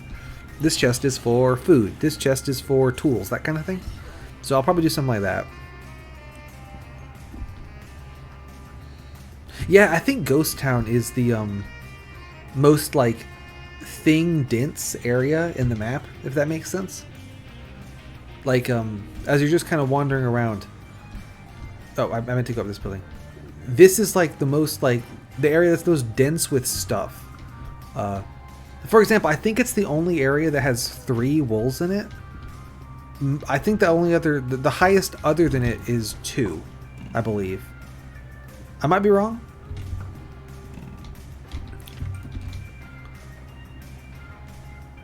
And then, like, every building in Ghost Town has, like, stuff in it as well, so that's like a double bonus, right?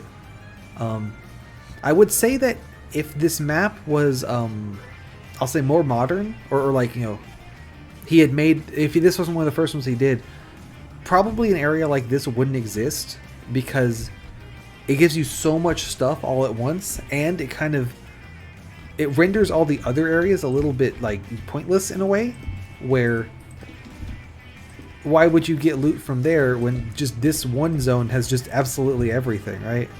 If that makes any sense. I'm doing this with these stones so that spiders can't fit through. That's kind of the idea there. Alright, so here's the plan.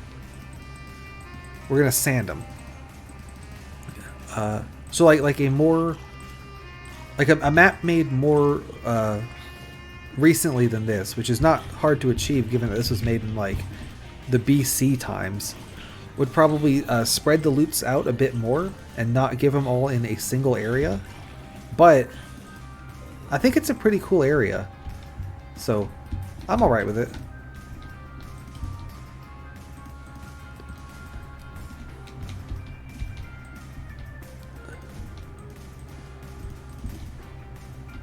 So, I've now made, I didn't need to put these here, a little safe zone, you see? So, let me just block this off. So that's all safe. And now, we can go down here. This is probably a job for ladders, to be honest, but I have slabs, so we're going to do slabs. Boom. Bust in. Slab, and then dig that, and dig the chest, and that is gray wool. Awesome. So that goes up there. So you can see there's like gold blocks here.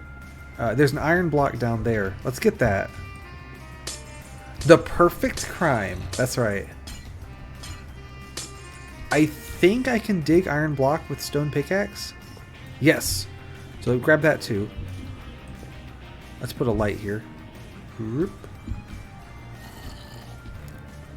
So now I'm going to leave, and I'm just going to kind of grab whatever I can on the way out.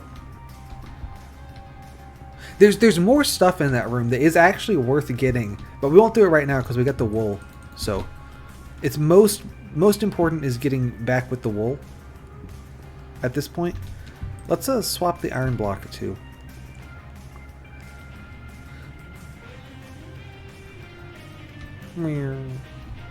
So there's lots of iron armor in this chest. That's good. What's over here?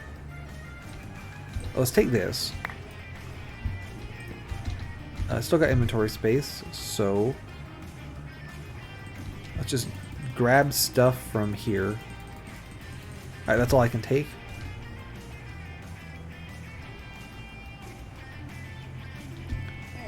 Oh, okay, I thought I could take that fall without taking damage, but I could not do that. So, whoops. How do I leave? You know how I can leave is if I just, like, do that. And I eat the steak.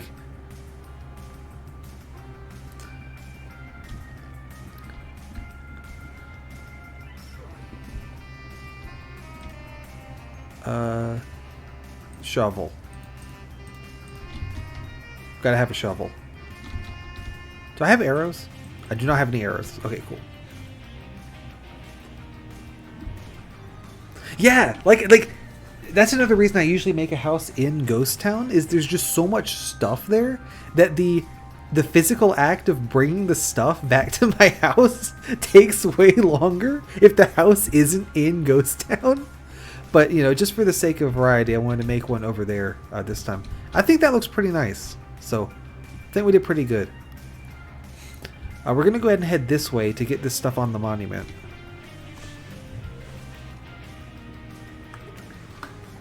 If I was, like, going to be speedrunning this, you don't need to go back to the monument, you know, every time. Oh, okay. So, actually, if you see right here, you can see some mossy cobblestone, and there's, like a little cave there. So that was the cave where we found the wool, the magenta wool, that I had to like dig into. So it was right there the whole time. I could have just seen it, but I didn't see it, so we had to dig in from the back instead. I knew it was around somewhere though.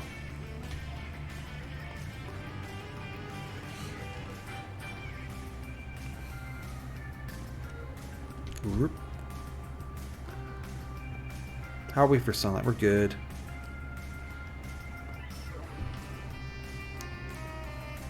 So if I was smart, I could use this iron block to make 9 iron ingots and then make like iron tools, iron armor, that kind of thing. But he's already given us quite a bit of iron tools, iron armor, that kind of thing. So I don't feel like we really need it. So I'm going to use this iron block instead on the monument. So we have iron block, so bam, that's done. We also need a gold block and a diamond block. We also have gray wool, which goes right here. So you can see loosely in general the wools are in order, which I think is pretty cool. They're not like perfectly in order. Like white wool was in that one, and then orange was in Sky Garden, I think, but then magenta was over there, and then like blue was back in Sky Garden. So they're not like perfectly in order. In again, I know that's another thing that changes in if you play like newer ones of these. Like this is one of the very first. Is that the wools like are pretty much more or less in order as like a sort of difficulty ranking kind of thing. This one they're kind of in order but kind of not. It's a little wishy-washy. That's I'm probably gonna go to sleep pretty soon too. I actually just looked and it's like, oh, it's half an hour past midnight. When did that happen? I've been having so much fun playing Minecraft. I didn't notice. Have a good one. Thanks for coming by. I appreciate it. Oh. I didn't mean to put that sign. It does. I have been looking forward to playing Minecraft and building this stupid house like all week. But yeah, see ya. Thank you for coming. I really appreciate it. So, I've been having a great time. As I'm sure you can tell by that I'm still going and it's been like 3 fucking hours.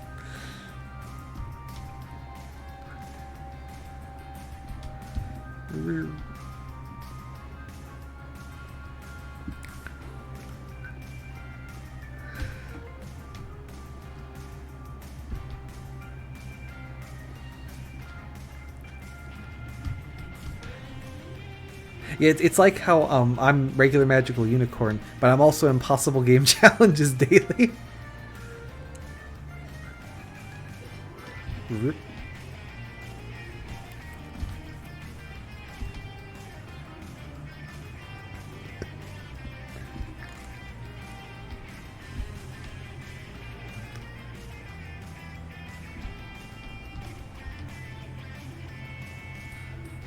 So Yui, what do you think? Would you be? Is it a cardinal sin if I were to fire this up off camera and just like move stuff to the new base and then organize it? Do you trust me that I'm not going to jump while I do that?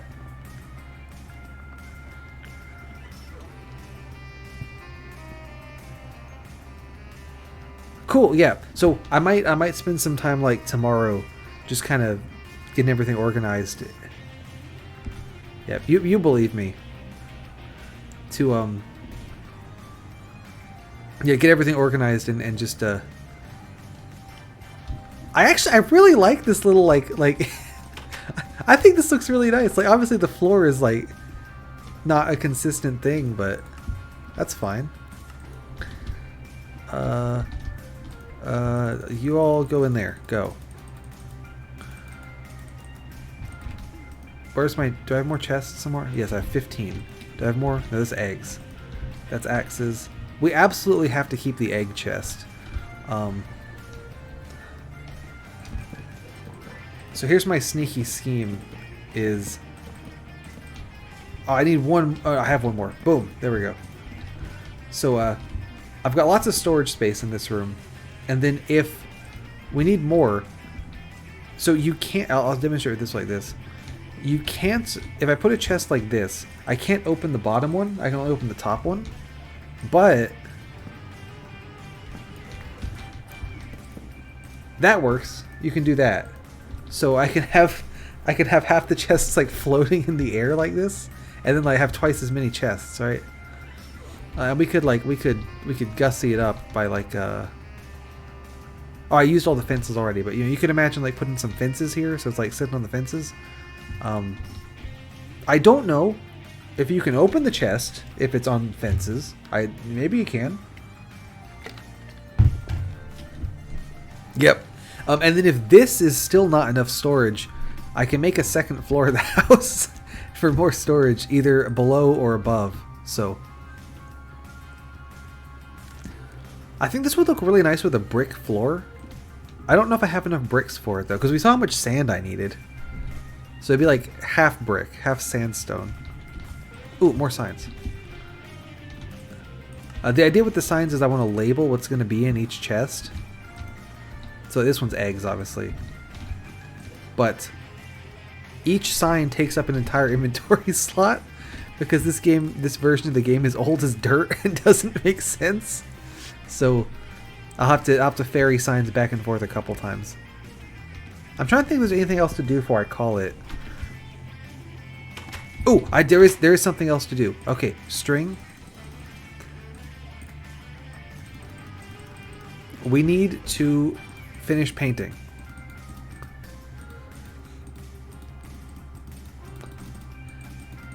So I want to get some more of the big pictures to put on the outside of the house. Do you think we can do it? So far we've only gotten Germa. Oh! You know this one. I had to crunch the shit out of it, but...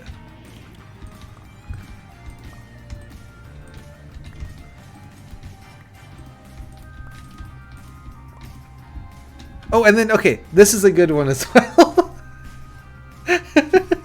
So, this looks kind of empty now along the top there. But let's take a look at our art here.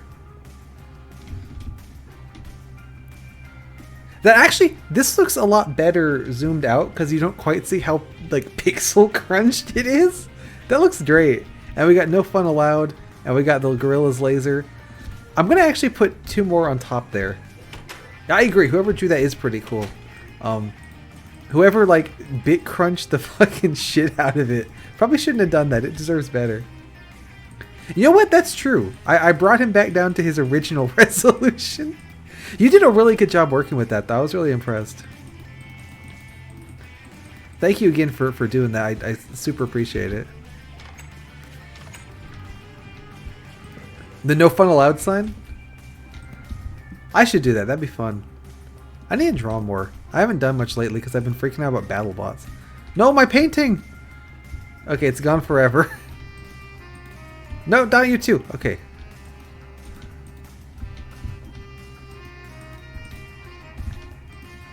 Stop giving me Germa. Oh, I can't get that.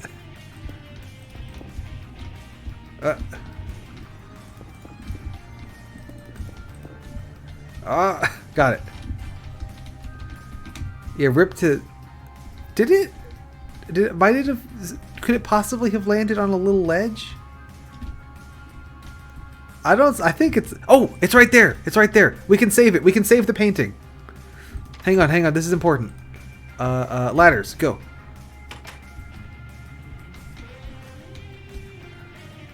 We got it!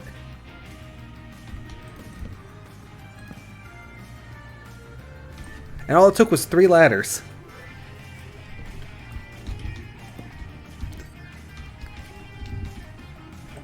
Okay, we got I hate water, and we got promotion. Okay, that's an exciting. We ended the stream with a painting rescue mission. That was fun. Let's admire the art one more time. Look at that. Put that shit in the MoMA. That's gorgeous. I really like how on this side it comes right to the edge, and on that side there's like 1 extra layer for some reason. That's definitely not gonna annoy me.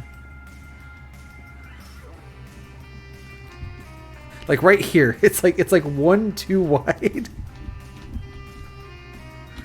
Let's just like disguise that by putting some torches on it. There we go. Now no one will notice that I didn't I didn't do it right. All right, I think we're gonna call it there, given that it's been like 4 hours of playing Minecraft. Yeah, hopefully. So again, next week. No Minecraft, because I'm going to be at BattleBots. Week after that, probably yes Minecraft, because I like Minecraft. Is there a zombie like below the house? Yeah, there he is. That's the guy who's making the noises. And probably by the next time we play, I will have organized my stuff, and I might have put up more paintings. That'll be all I do is organize and put paintings up. Thank you both for coming. Really appreciate it. Have fun sleeping. Have an impossible game challenges daily.